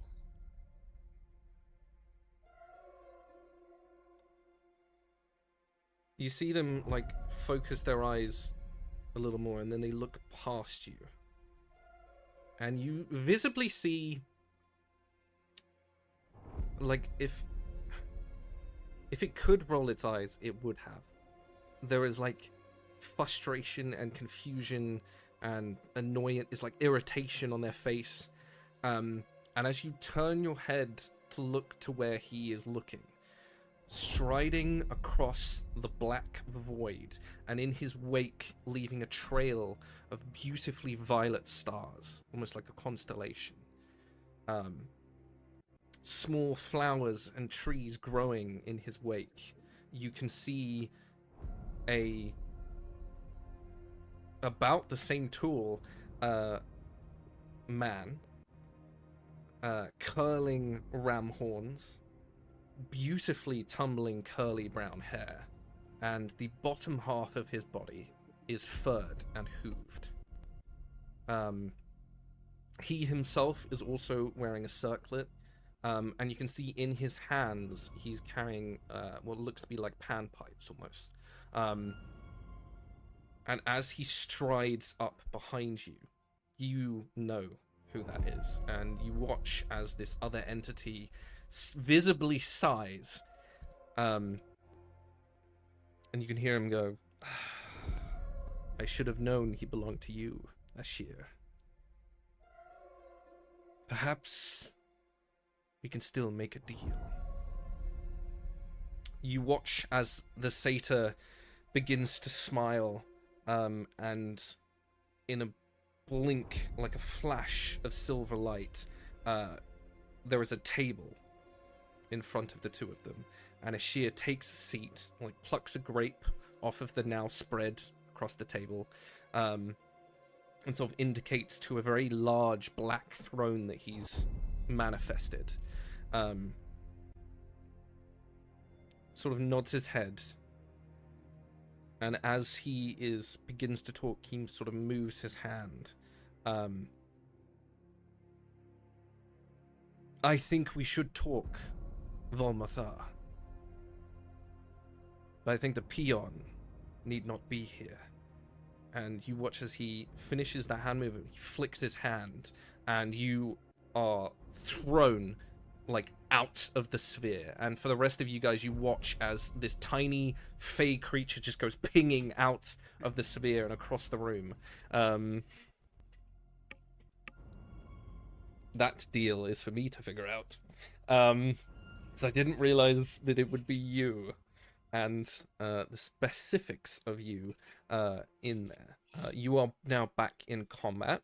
So when we get to your turn, we will start with that. Prick will just think Anything else? very hard in his head. Speak to you later, boss. Hope it goes well, and you get a good deal. Bye. I love him so much. Okay. You do notice. I'll tell you that after combat. The 3 girls. This one is going to look at Kalanthar very frustrated and sort of close the distance with you. And as she does, you watch as she pulls out from the small of her back. She pulls out this long blade that sort of, as she's pulling it out, gets longer and longer. And she's going to try and attack you because it did not work.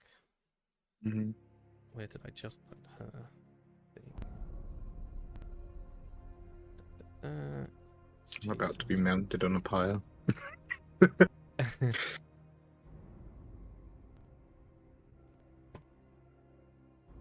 That is a 21 to hit. Yeah, it definitely hits. All I request is I don't get this is Sparta down the stairs. That is 5 points of slashing damage. As she whips it around, you can see that on the handle there is this long, like, crimson piece of silk. And as she whips it around, the silk brushes across your eyes. And as you sort of, like, open your eyes to see where she went, she is, like, back over there. You would guess that as she attacks you, she can move away. This one strides up to Zephyr, but as she's striding, Persephone, you watch Jace's form. She looks at what you said, looks at the drow behind you, and you see there's the same sort of almost shimmering translucentness of her, and she reappears in front of Zephyr and just before the drow gets to her, and sort of puts her hand against the drow and sort of looks back at Zephyr. She's going to stop her from attacking. The one in front of you, as seeing that it didn't work on you, Persephone, she grabs both sides of your face and kisses you on the forehead. I need you to make a Constitution saving throw.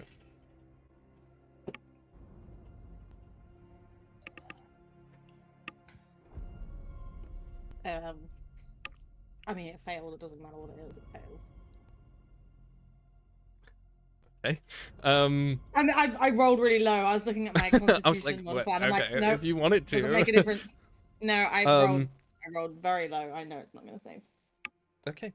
You take 12 points of psychic damage as Kozar kisses you on the head. And you feel like a racking pain through your body. Can I make a remark back to her? She's gonna be like, "Joke's on you, he hasn't kissed me yet." Because she's like, "I know it ain't him, bitch ain't kissed me." And can you make me a wisdom saving throw? As that was successful. Wisdom save. Yes, 21. Please. Cool. By the way, I rolled a 2 before. That's why I was like, I'm not even gonna add it because it's pointless. It's a fail, bro. Kalanthar, it is your turn. I guess I'll just loosen her at the one that ran away from me to continue the back and forth. Right, so +8. Pick color, blue or green. What dice shall I use? Like an emerald or like a amethyst. Let's go with the green one. Ooh, that's good. So that is a 22 to hit. 22 is a hit. Oh, for 8 piercing. Oh, next damage. Nice. Cool. Who's that one?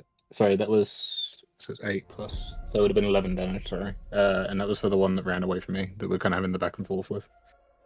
Okay. Anything else? That's it. That's all I can do.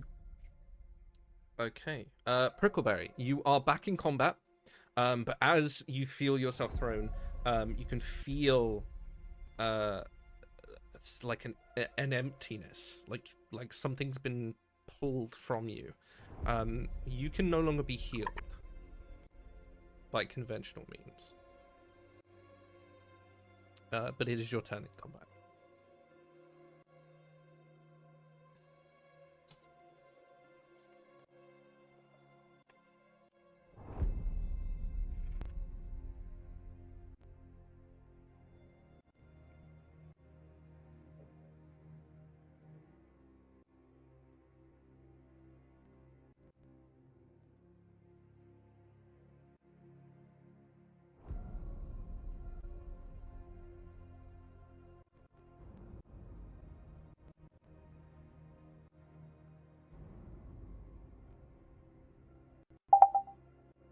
Is someone muted? Sorry, my or earphones are we just cut out. in agreed? Or are we just in like a cool silence? Oh, is it Ben's turn? Because he said he's gonna be right back. No, it's Oh, right. Keenan's turn. Prickleberry's turn. Prickleberry. Sorry. I was swept away with patron daddy. Honestly, fair. Prickleberry is gonna stay where he's in the air and kind of like fly so he's horizontal and looking down and zap zap finger gun the male drow. Okay, yeah, go for it.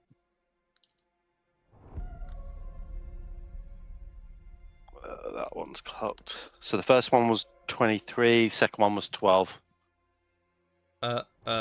23 hits. Cool.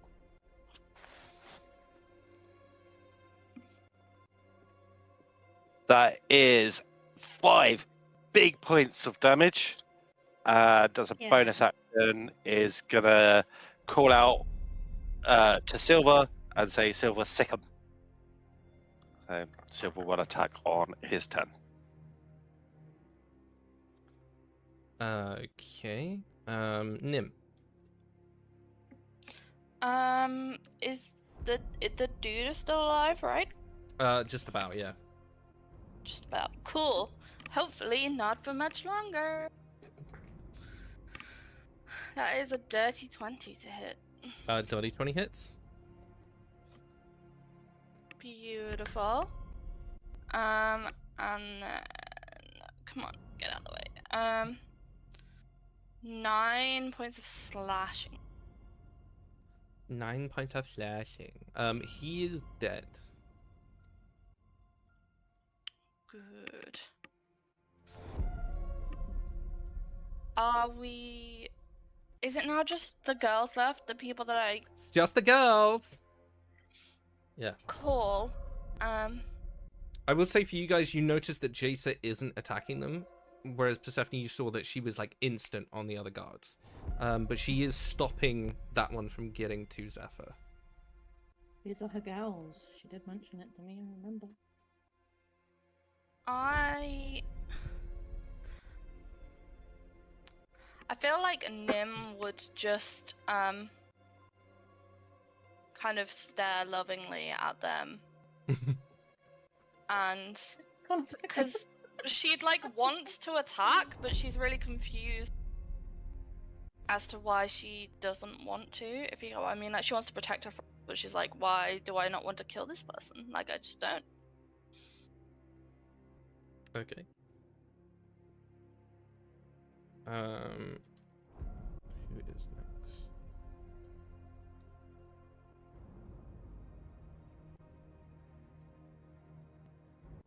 Persephone.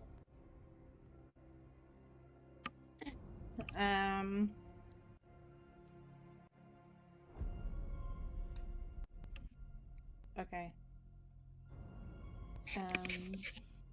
Seth being fully prepared to fucking die here.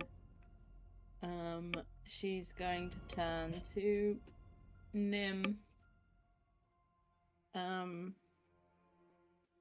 And she's gonna put her hand on her cheek and I don't even know if you're low on hit points, but Steph's gonna use her last spell to cast Cure Wounds on you. I was pretty low, so that makes me happy. Yeah. Thank you. I'm not gonna mention anything else.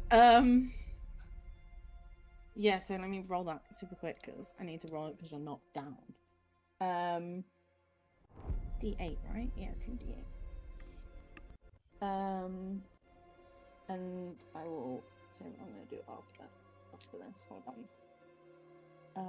I don't math well. 7, 8, 9, 10, 11, 12, 13 plus 4. Shit. 17. I have to count on my fingers like a child. 17 is a hit. No, it's a heal. I'm healing. Oh, a Nim. heal. Yeah. Cool. 17 HP to Nim, Cure Wounds. Thank you. That's my last spell. And that's not bonus action, only healing word is. And then just just to see if it works, because I'm either gonna die next turn or something's gonna happen. She's gonna try and wild shape just to see if it works. It does not. Yeah, I thought so. That's it for me. Okay. Zephyr's go. Nope.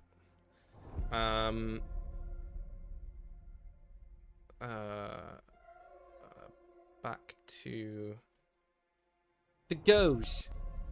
The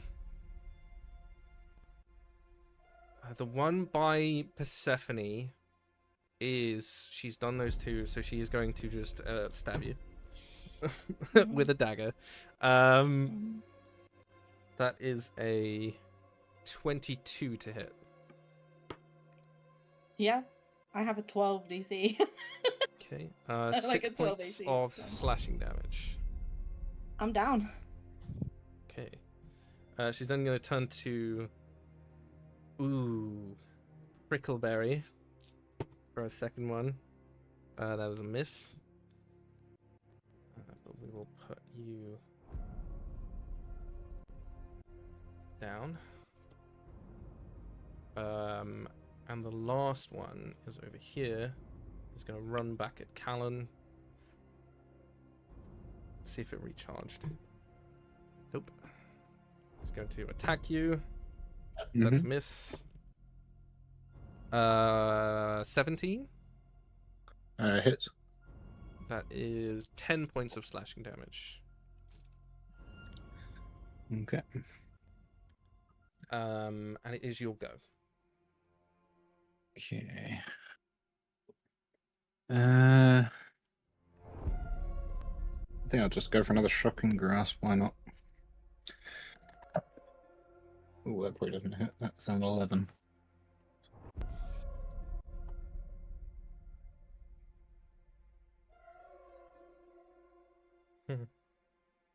That does not hit.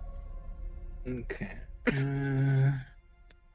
I will say, Can't as anything else? you are casting that, you can feel that it's not very effective. It seems to be like spurting and not casting at its full potential. Yeah. Yeah, that's all I can do. That's me. Bum bum bum. Who's dead? Prickleberry. Hit him with some shit.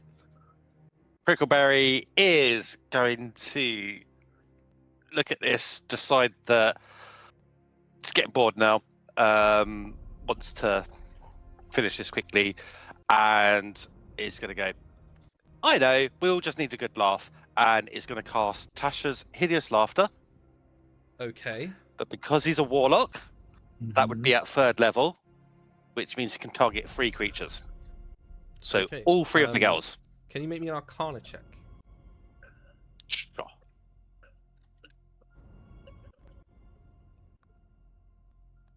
That is an 18. Okay, you pass. As you conjure this magic, you actually see a small mote of purple light from the sphere, and it sort of like flares for a minute, and you feel your spell push through.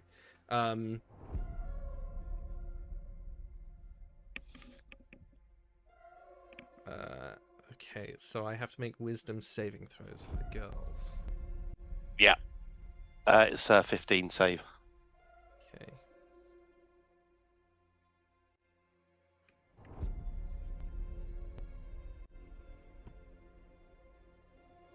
That's 1 success. That is 2 success. That is 1 failure. So I can say you pick what one you want, and they will begin laughing. Okay. He would go somewhere in the middle to make sure he captures all of them. He would start with the one with Callan, success. One with that was going to attack Zephyr, which success. So it's the one that just attacked Persephone. Okay. Anything else? Bonus action, get the pseudo dragon to attack one of them, not the one that's laughing. Probably the nearest, which is where he is. Cool. Okay. Nim. Can you make me a wisdom saving throw? I can. Oh, apparently not. Why am I rolling that online? It's 12. Okay, you are still charmed. Yeah, I thought that might be.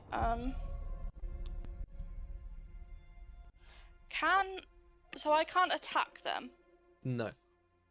but I could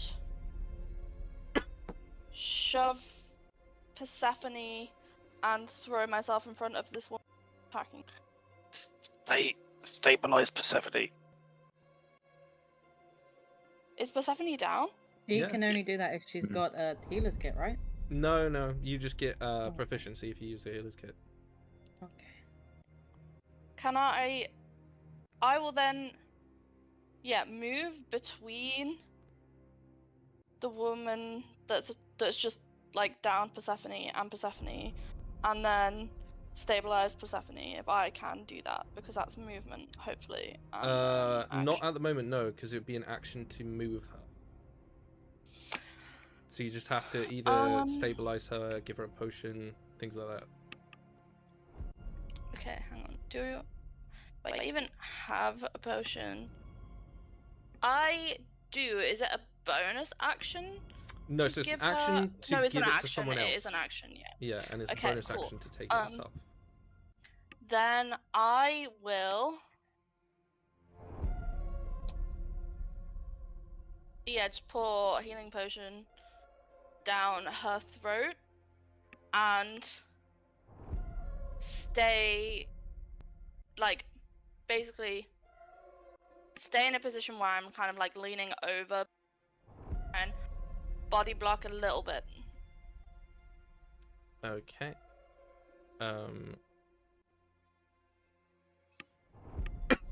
Sorry. Persephone, so it's 2d4 plus 2 for your healing.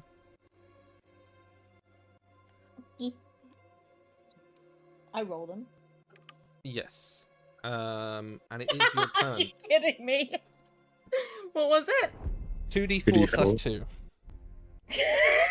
Did you roll 2 ones? Yeah. Classic. But you are awake as you feel that It's gonna make me sound stupid. of the liquid pass through your body. Of death saves? Just heal yourself. And it will go. Oh, okay. 4 HP. Let's go. Okay. Well then, Keenan. Did you say it was my turn? I hate you. I did.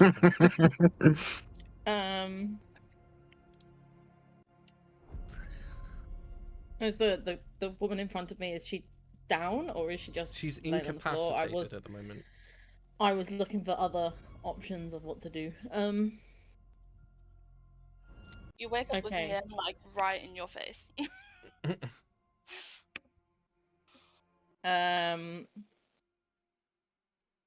Steph's gonna go. The first thing she's gonna say is, "Oh, thank God, I didn't want my first and only ever kiss to be with a woman I didn't know." And then That's crazy.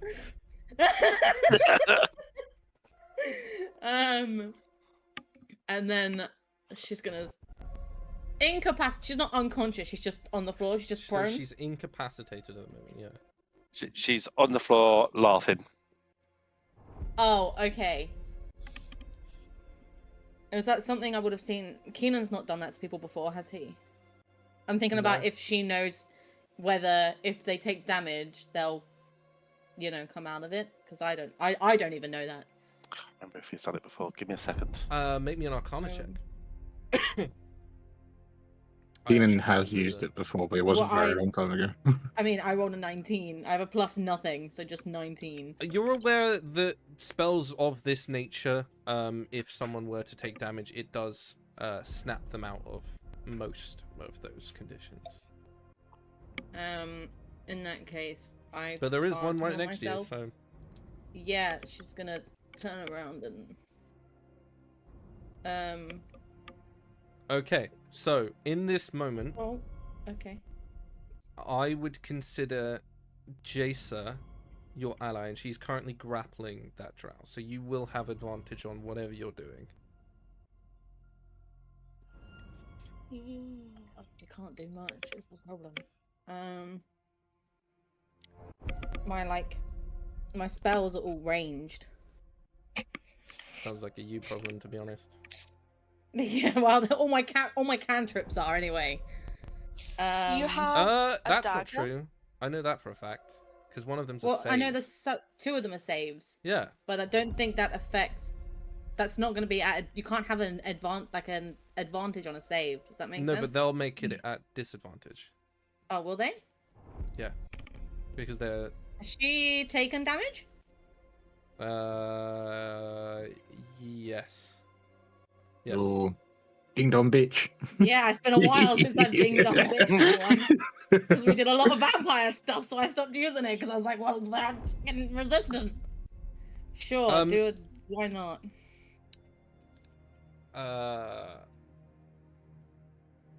Okay.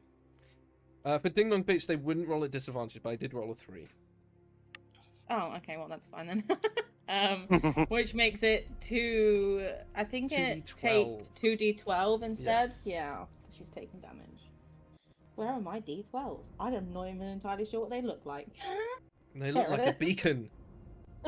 They do look like a beacon. You're not wrong. Right. Another hand has touched the beacon. I can't math. Oh fuck, I'm just gonna use my hands. 8, 9, 10, 11, 12, 13, 14. Why not? 14. Amazing. Yeah, can she also, not as like an attack or anything, because I can't do anything else. She's gonna look at Jay and she's just gonna apologize. She's just gonna be like, I'm sorry. Wow. As she's sort of doing her attack. Okay, it is Zephyr's turn. Let's try something different.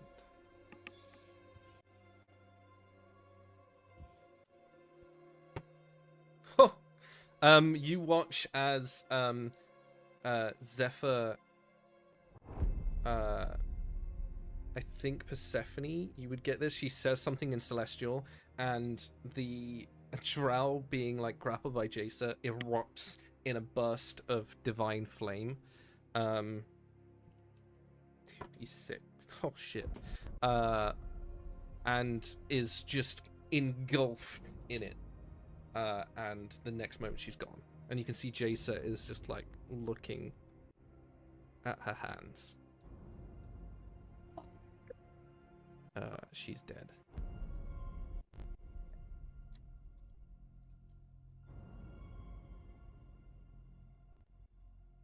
Back to the top of the round for my gals.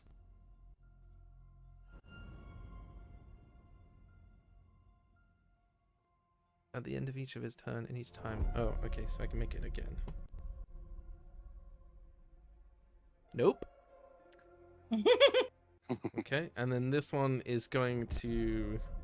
I didn't even know that one was there. Can you make me a wisdom saving throw, please, Canathar? Okay. Yeah, because I'm on my thing, so that is that's a 19. That is a pass. You do see like a flickering familiar face, but it is gone. As she is trying desperately to get into your head. It is your turn. Okay.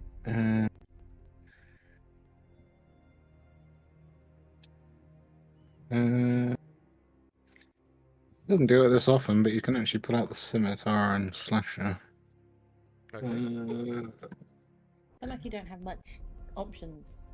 Yeah. Or Well, I can the stab range with the blade. gauntlet. I can stab with the gauntlet, or I can slash with the scimitar. But the scimitar does more damage on average. So that is a 14 to hit. I doubt that hits. Is a miss. Yeah. I think that's pretty much all I can do. Yeah, so I used my podcast thing last time, and I used my bending. Yep. That's all I can do. Prickleberry. Will fly so that he's aiming towards the one that's in front of Callan. Mm-hmm. Worked out who we're fighting and do a zap zap. That's it. Zap zap. 30, 20. And a nat 20. Again, I like these new dice that I picked for Prickleberry. Very nice. This is why you roll physically, guys. Mhm. Just saying. So the first one is 9. 9 is... Oh, it's 9 damage, isn't it? 9 damage, yeah. Yeah. And then the second one is 18. 9 and 18 is 27 total. 7. Amazing. Yeah, she is down.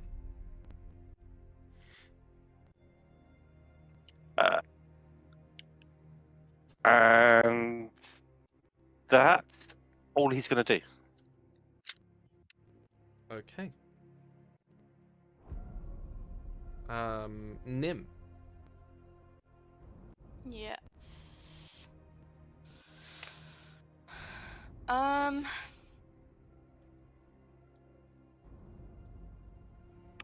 Who do we have?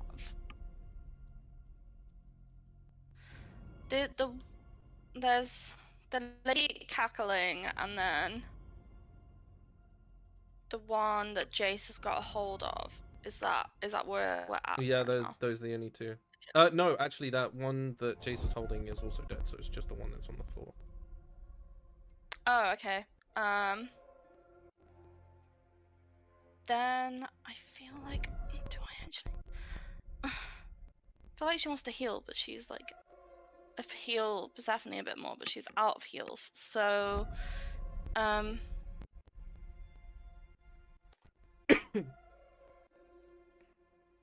don't know. I guess she will just hold her action in case anyone else comes with us. In which case she will swipe at them with a battle axe.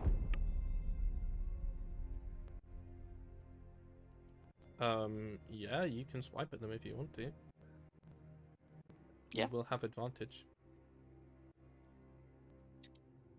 Awesome. Even better.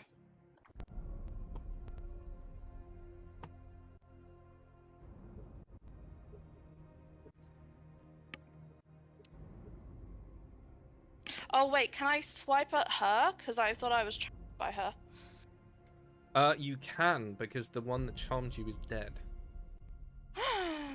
Amazing. Then yeah, definitely gonna do that. That is a 23. 23 is a hit. Not an automatic crit if they're incapacitated. He's Or is not, that any whole person? He's not incapacitated as in unconscious. He's Ah. prone incapacitated. Ah, so okay. And that is 13 slashing damage. 13. Okay. On my second attack that I get with my action, do I still get advantage? Yep. Nullified by the first attack. I do. No, they're prone, so you get advantage. Perfect. I rolled a 5, so that's like 12 to hit, and I'm guessing that does not hit. With advantage? Yeah, I rolled a 2 and a 5. Wow. That doesn't. Yeah. Yeah, I thought not. She tried. Persephone. Sorry, before you go, Persephone. Like, hey, she can roll a wisdom save again because she took damage. Yes, I have rolled it. Ah, cool. Good looking out, though.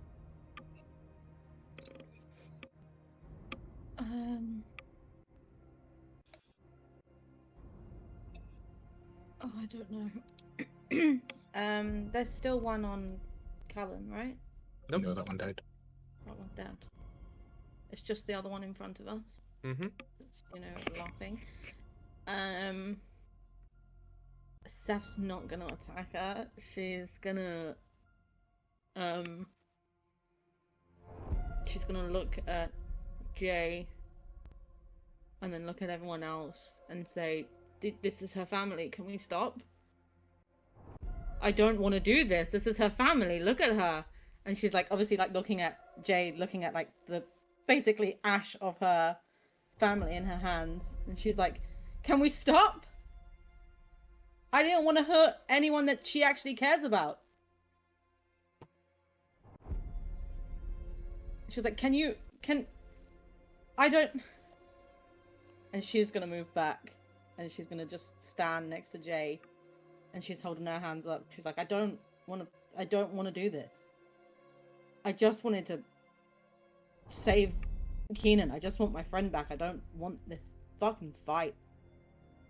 I don't want to kill the people of the woman that saved my life. And she's standing right next to Jay, and she's refusing to do anything else. Okay.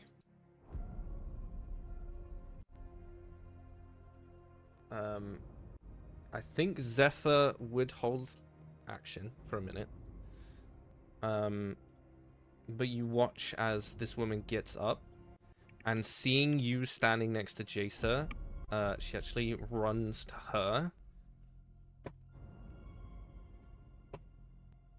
Yeah, and you watch as she pulls 2 daggers and like plunges them into both sides, both of Jace's sides, and now that she's not wearing armor, just sinks all the way through the silk, and you can see it begin to seep with blood. You watch as Jason reply begins to like almost ferally hiss back at her, and she clutches the woman by her neck and lifts her off the ground, and she begins to strangle her. Calantha, it is your turn. You will have advantage as well. Okay. As she's getting like strangled, could I try and sneak up behind her and shank the one that she's strangling? If you want to try that. Sure. I'm just gonna as I'm going past, I'm just gonna whisper under my breath. Steph, it looks like she's gonna kill her anyway. The second she attacked, Yeah. the second she attacked Jay, she's like, yeah, you're dead to me. You're dead. Okay. She just didn't want. She felt bad for Jay. She's like, we're killing her family, and she saved my life. I'm guessing this wouldn't be the automatic crit. So that's a 17 to hit. Is a hit. And then it's 1d4, so that plus another d4 on my thing. So that's 5 plus the d4 plus the d8 because I'll slap blooming blade on that as well. So that's 5. D4. So d4. So that's 7 plus 8. So it's 11 points of damage. Okay. Anything else? That's all I can do. So if by some miracle she gets out of the grap and starts moving, there'll be another 2d8 from Unlikely. Prickleberry. Prickleberry is going to use his full action to go, what we doing? Are we fighting? Are we not fighting? Who we killing? Who we not killing? And that's it. Okay. As Prickleberry, as you watch the life drain from this young drow woman as Jacer snaps her neck, you feel, and I'd say you even see, a small sliver of spectral light leave her body. And you look down, and in your hand there is a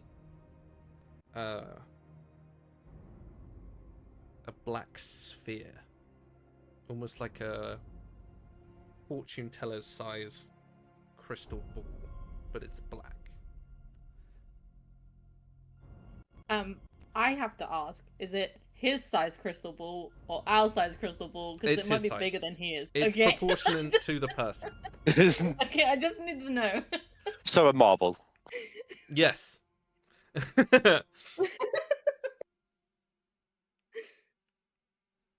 Okay.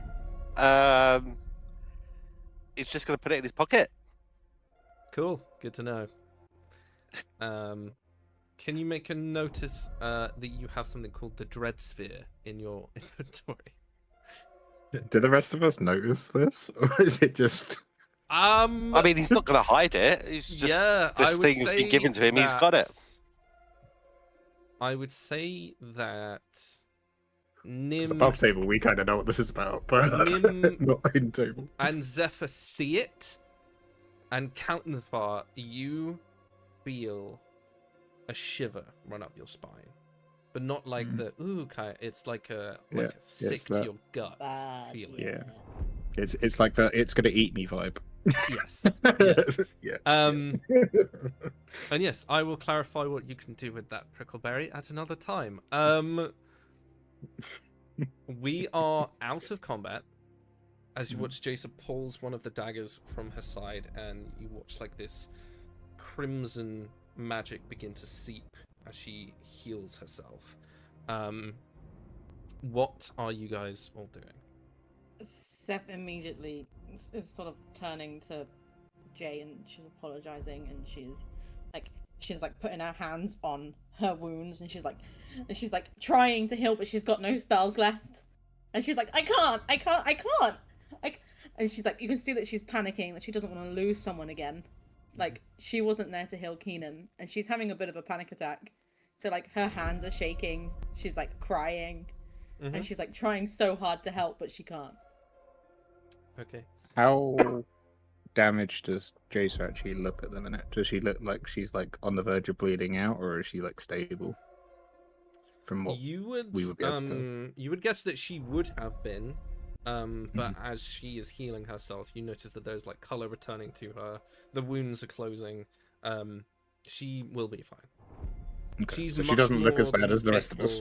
No, yeah, exactly. She's beyond capable of casting magic in this place, so it's not an issue for her, it would seem. Okay.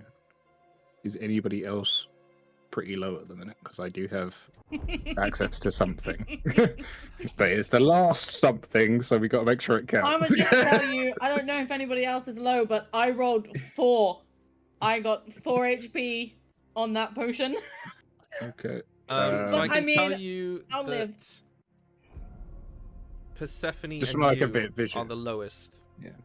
Yeah, I would save yourself over me. I'll be fine. No, I've got my periapt thing that helps me with death saves. Do you? So yeah. With Callan, You told me it was the. I don't think thing you would. that. Yeah. Didn't you say that was the? Yeah. Yeah, it is. Yeah. I was just be like, do you though? I was like, don't do this to me. Yes, you do. Because I clarified with you, boy. Right. Yeah. Don't.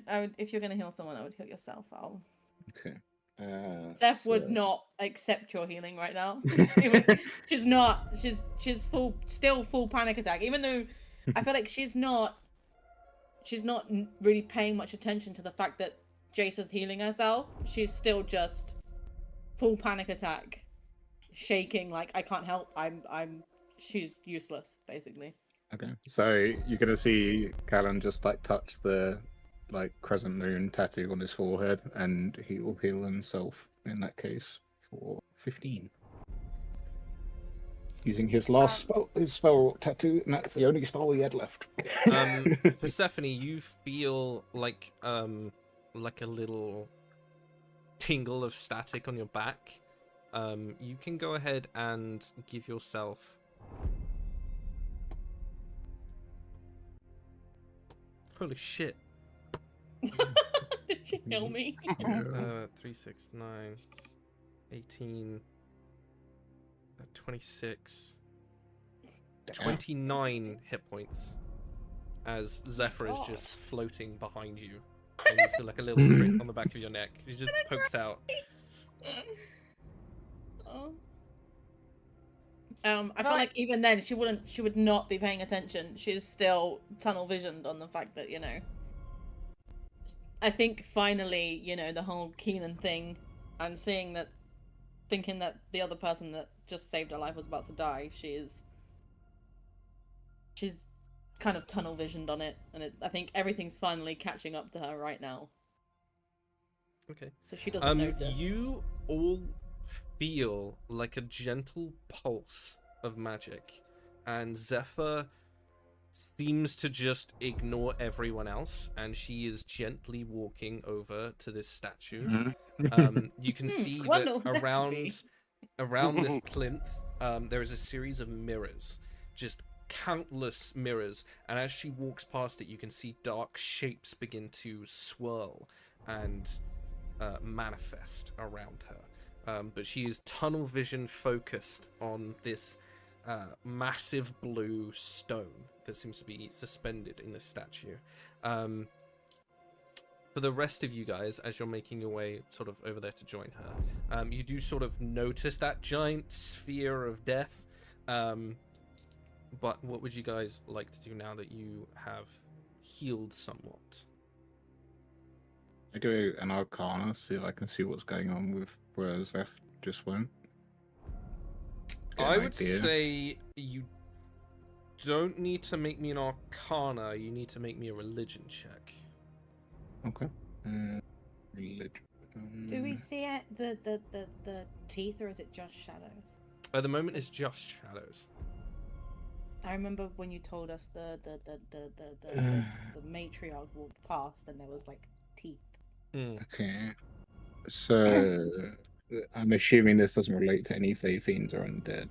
So it would be a straight roll. So that... No, you can roll with advantage. Okay. Oh no. Oh, no. I would consider them undead, personally. Oh my god, that's great news for me. Turn undead. That's a 16. You feel the presence of lost souls, and even some that were taken before they died, and they were taken from a very specific place. And the reason I asked for a religion check is because you can feel the remnants of the reverie as some of them have been taken from the dreaming. Come on. So I think what he would probably in this moment is probably like do the whole like trying to connect with Erendor, but at the same time he's like trying to actually reach the reverie herself and Okay. say, what do you... There's lost souls here. What would you want? Like, what do you want me to do? Do I liberate them? Do I stop what's going on here? He's kind of like looking for like a purpose of... Because he hasn't actually really gone down his actual... Yeah. like, background, really, roll me for a long percentile time. dice. So it's a D100. Oh, baby boy. Roll. 76. Okay. You, for the first time in a very long time, feel a whispering voice, almost like someone singing you a lullaby or hushing you to sleep, and a reply, a vocal reply, as you hear, "They are beyond saving. But there is one who still can be." And you feel a pull upstairs, like in your heart. I would say at the same time, Prickleberry, you can hear the voices in the mirrors. There are thousands of them, and they are just overlapping whispers of just... if you... As you are watching, you can even see some of, like, shadowed claws begin to reach out of... You're the only one that can see it. Reach out through the rippling reflection of the mirror, and they are trying to reach towards Zephyr. Can you make me either an intimidation or a persuasion roll for me? I will go with persuasion.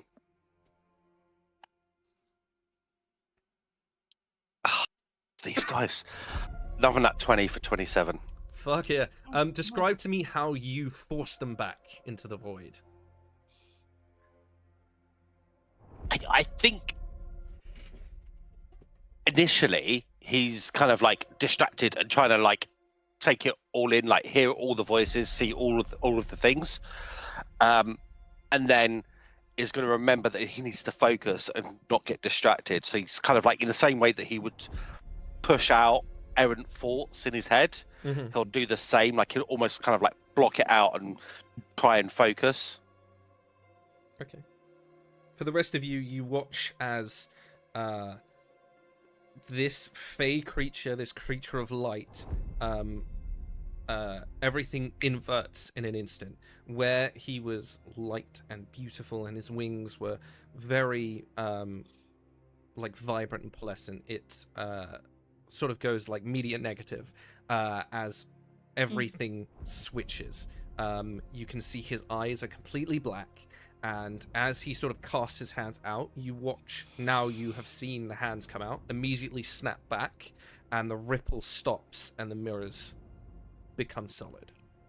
And Zephyr picks up this stone, and as she does, you watch ripples of electricity begin to move up and around her body, and she just puts it in her pack and then turns around. Can Seth ask Jay where her stuff is? And she goes, specifically the crystal your mother took, because he can't touch it. And she points straight to Callan. Let me just, like, That, depending what she says will depend what Callan says next, so we'll see. Mother has the crystal. Of course she does. Yeah, no, But why would I have your things. You what? I felt bad, so when I saw your friends, I'm just gonna roll a dice just to see if this is actually canonical. She like gives a sly look at Zephyr. When I saw your friends, and then like looks at her, I knew what my decision was, so... Seth nods because she's like, the blue one. I put them. I put them in my bunk. Where's that? I can show you. And she begins to lead you guys upstairs. Before she does, she's gonna instantly like wrap her in a big hug because she's just like overwhelmed, and she's like, okay, first of all, you're alive, you're not dead. You watch her visibly like Panic stiffen attack up. over. Like, oh yeah, get off 100%. me. She's been doing that the entirety of like Seth trying to force her to be her friend. She just, and then she lets go, and she's like, okay. Let's go. Okay. Just before we go upstairs, Callum will do like a silent prayer just for the ones that he couldn't help, and just say, although you have wandered in the dark, may you hopefully sometime find peace, as he mutters under his breath as he's walking up the stairs. Okay, you guys run up the stairs, and you come face to face with this hall. One of them's off center. That's really annoying. You come face to face with this hall of statues, and they all seem to be of the same thing, which is like a hooded figure with an orb in his hand, sort of leaning over. And the closer you get, you can see that the face of this figure has two sets of eyes. They have almost like fanged teeth poking out, and they have pointed ears. And as you run in, you can see that in between the statues are these archways with like curtains on them. And for you guys looking at it, it just looks like a hall of statues. But as Jaisa sort of brings you like out and around, she brings you through this door, and then behind them you can see that there's some cots have been made up, and it's very bare and rustic, and they're like weapons on the tables. There's some books, and as you're sort of looking this way at like all of the other cots, for you, Persephone, you watch as Jaisa turns round, and then hanging above where in part of the architecture you can see there's like almost like a hammock and a nest that someone's made for themselves. And Jaisa sort of like leaps up, and you see her disappear into the rafters for a minute. What would you guys like to do as you hear rummaging around up there? Steph's assuming that she's hidden her stuff up there, so she's like a child rocking on her heels, very impatiently. Prick will go back to inspect one of the statues. Does he recognize them from the entity?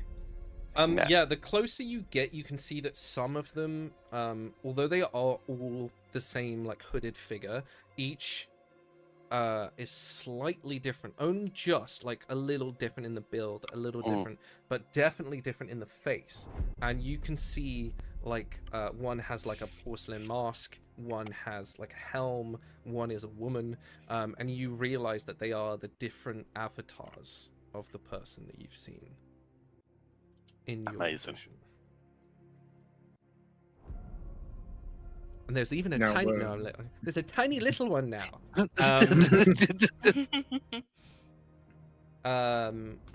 Yeah, it's not too long, and Jaisa comes jumping back down, with a bunch of, you can see like a bundle of stuff in her arms, and sort of just drops it on the ground. You can see like a long, tall sailor's coat, set of braces, There's my shit. and just sort of like spills onto the ground. Now we're Steph upstairs. is immediately putting it on. Now we're upstairs. Do I get a pull in any certain direction based off of what happened downstairs? Just Definitely still up. Okay. Okay. You do, however,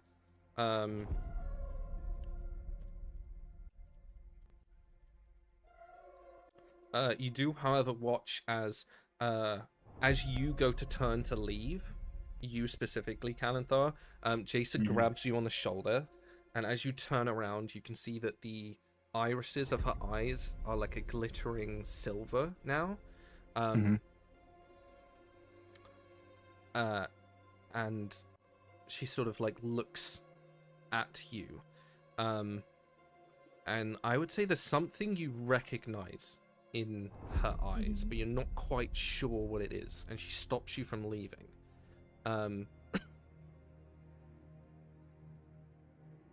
As you try to go, she's just like hand on your shoulder. Yep. Is everything okay? You look like something's different. What is your name? Kalanthar. No, your name. Oh, she talked about Arundel. Yeah. Yeah. I'll like kind of like flash the tattoos, and you'll see like the owl sort of crown over his head. Okay. Two things happen. Mm-hmm. Your cloak animates as you watch a rippling silver light pour from her hand onto your shoulder. And a set of wings opens out. They are white and speckled. And they sort of like curl around you almost. And as she does, you hear her say, in a language that none of you know apart from Kalanthar, and then repeats it in common. Spirits that walk the quiet paths, shepherds of the lost, keepers of the final dream. These souls still walk the waking world. Their threads are not yet cut. Their journey is unfinished. And rippling out from her. Can everybody roll me 3d6?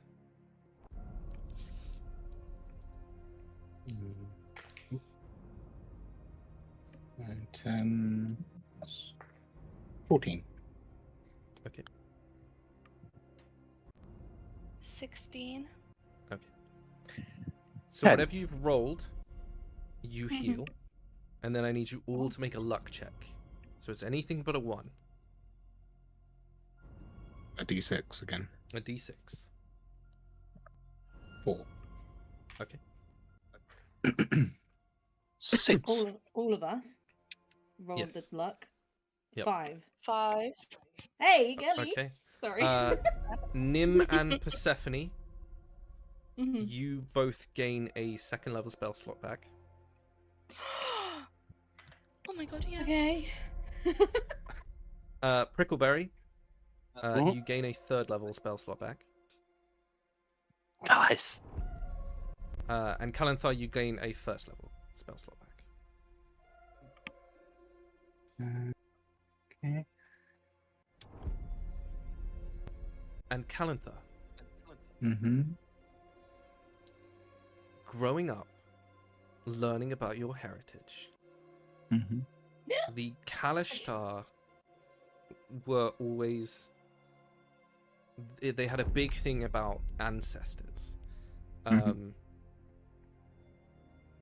And thinking back to it, there were always a set number that were the ancestors. But in the battle, in battles gone by, in times gone by, especially in the Battle of the Sundering Spire, there were some that were lost to the void. And you, staring at this woman now, recognize one of them.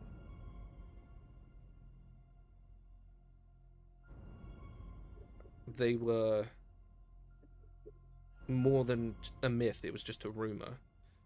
And it was said that they could walk in more than one place at once. And you're staring at a lost soul that has found a home in her. And I would say in that moment you know that this is someone also blessed by the Reverie.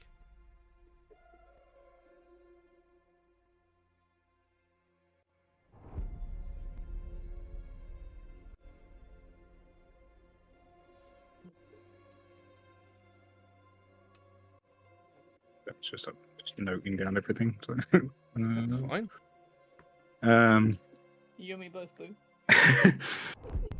Is it someone that I actually recognise by name, or is it just a familiar face from that time? It's more that Erendor recognises them. Yeah. I wouldn't say you know their name. Vice versa. Sort of. Yeah, exactly. You wouldn't know their name, no. And whereas Erendor and Lutharian and all of them were Erendor, the rest of the Kalashtar, as you know them, the spirits, were the children of Lutharian and some of the others. One of those obviously being a very familiar Kalashtar that you're aware of that has now been corrupted. Yep. But they were more like the nobles. That's not to say they were all of them. And so some of the sort of lesser known ones that were just lost in the battle weren't really talked about that much because there was a big lack of knowledge in how the spirits came about and to where they all went.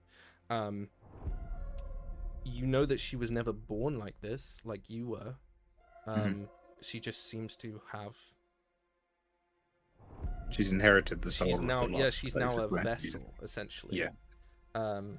Whereas you're in, like, not only biologically but spiritually connected to Erendor, she is just a vessel that is now keeping this one safe. Okay. And with the change to the cloak, is that like a permanent wing thing, or is that just that a is a reaction permanent to wing that? thing for which I will put in. Okay. In that case, like with the hand on the shoulders as that happens, he'll wrap the wings around her Okay. and just say, I do not know your name, but thank you for looking after her. It's glad to She find sort of- another one of the lost. She sort of bows her head, and as she does, you notice a small little stoat is sitting on her shoulder. It's silver, like it's completely spectral. Yeah. But you would guess that this is her manifestation.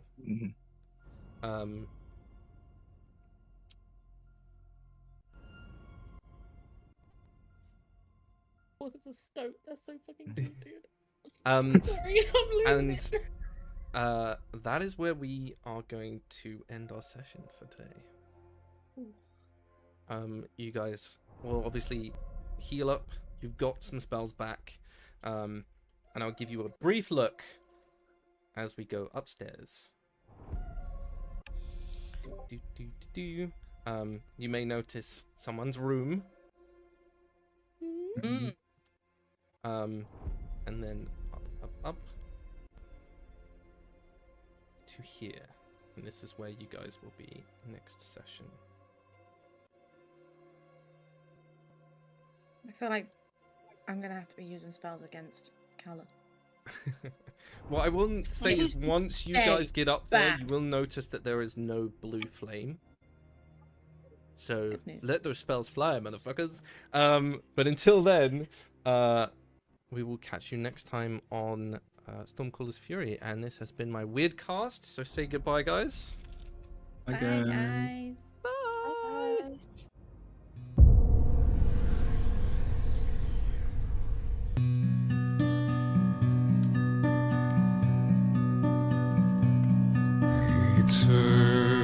Eternity's a gift, they say, to never cross the veil.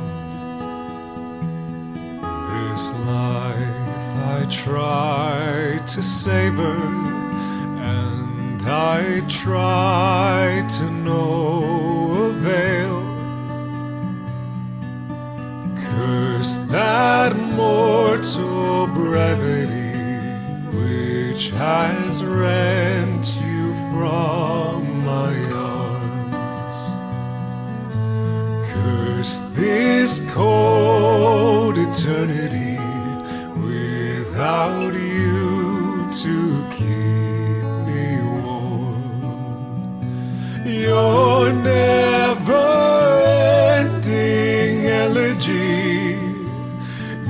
is a ballad with no melody, as empty as I. Now you've passed me by. A blessing, no, a malady.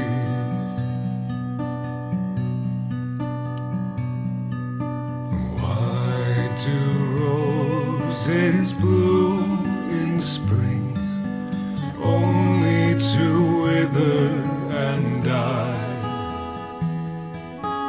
You were all that was good in me. Now back to darkness go I. Take with you my sanity, better madness than the pain of my want. All my effort is vanity, and I hear the ravens taunt. Your never-ending elegy is a ballad with no melody, as empty as I. Now you've passed me by. A blessing, no, a malady.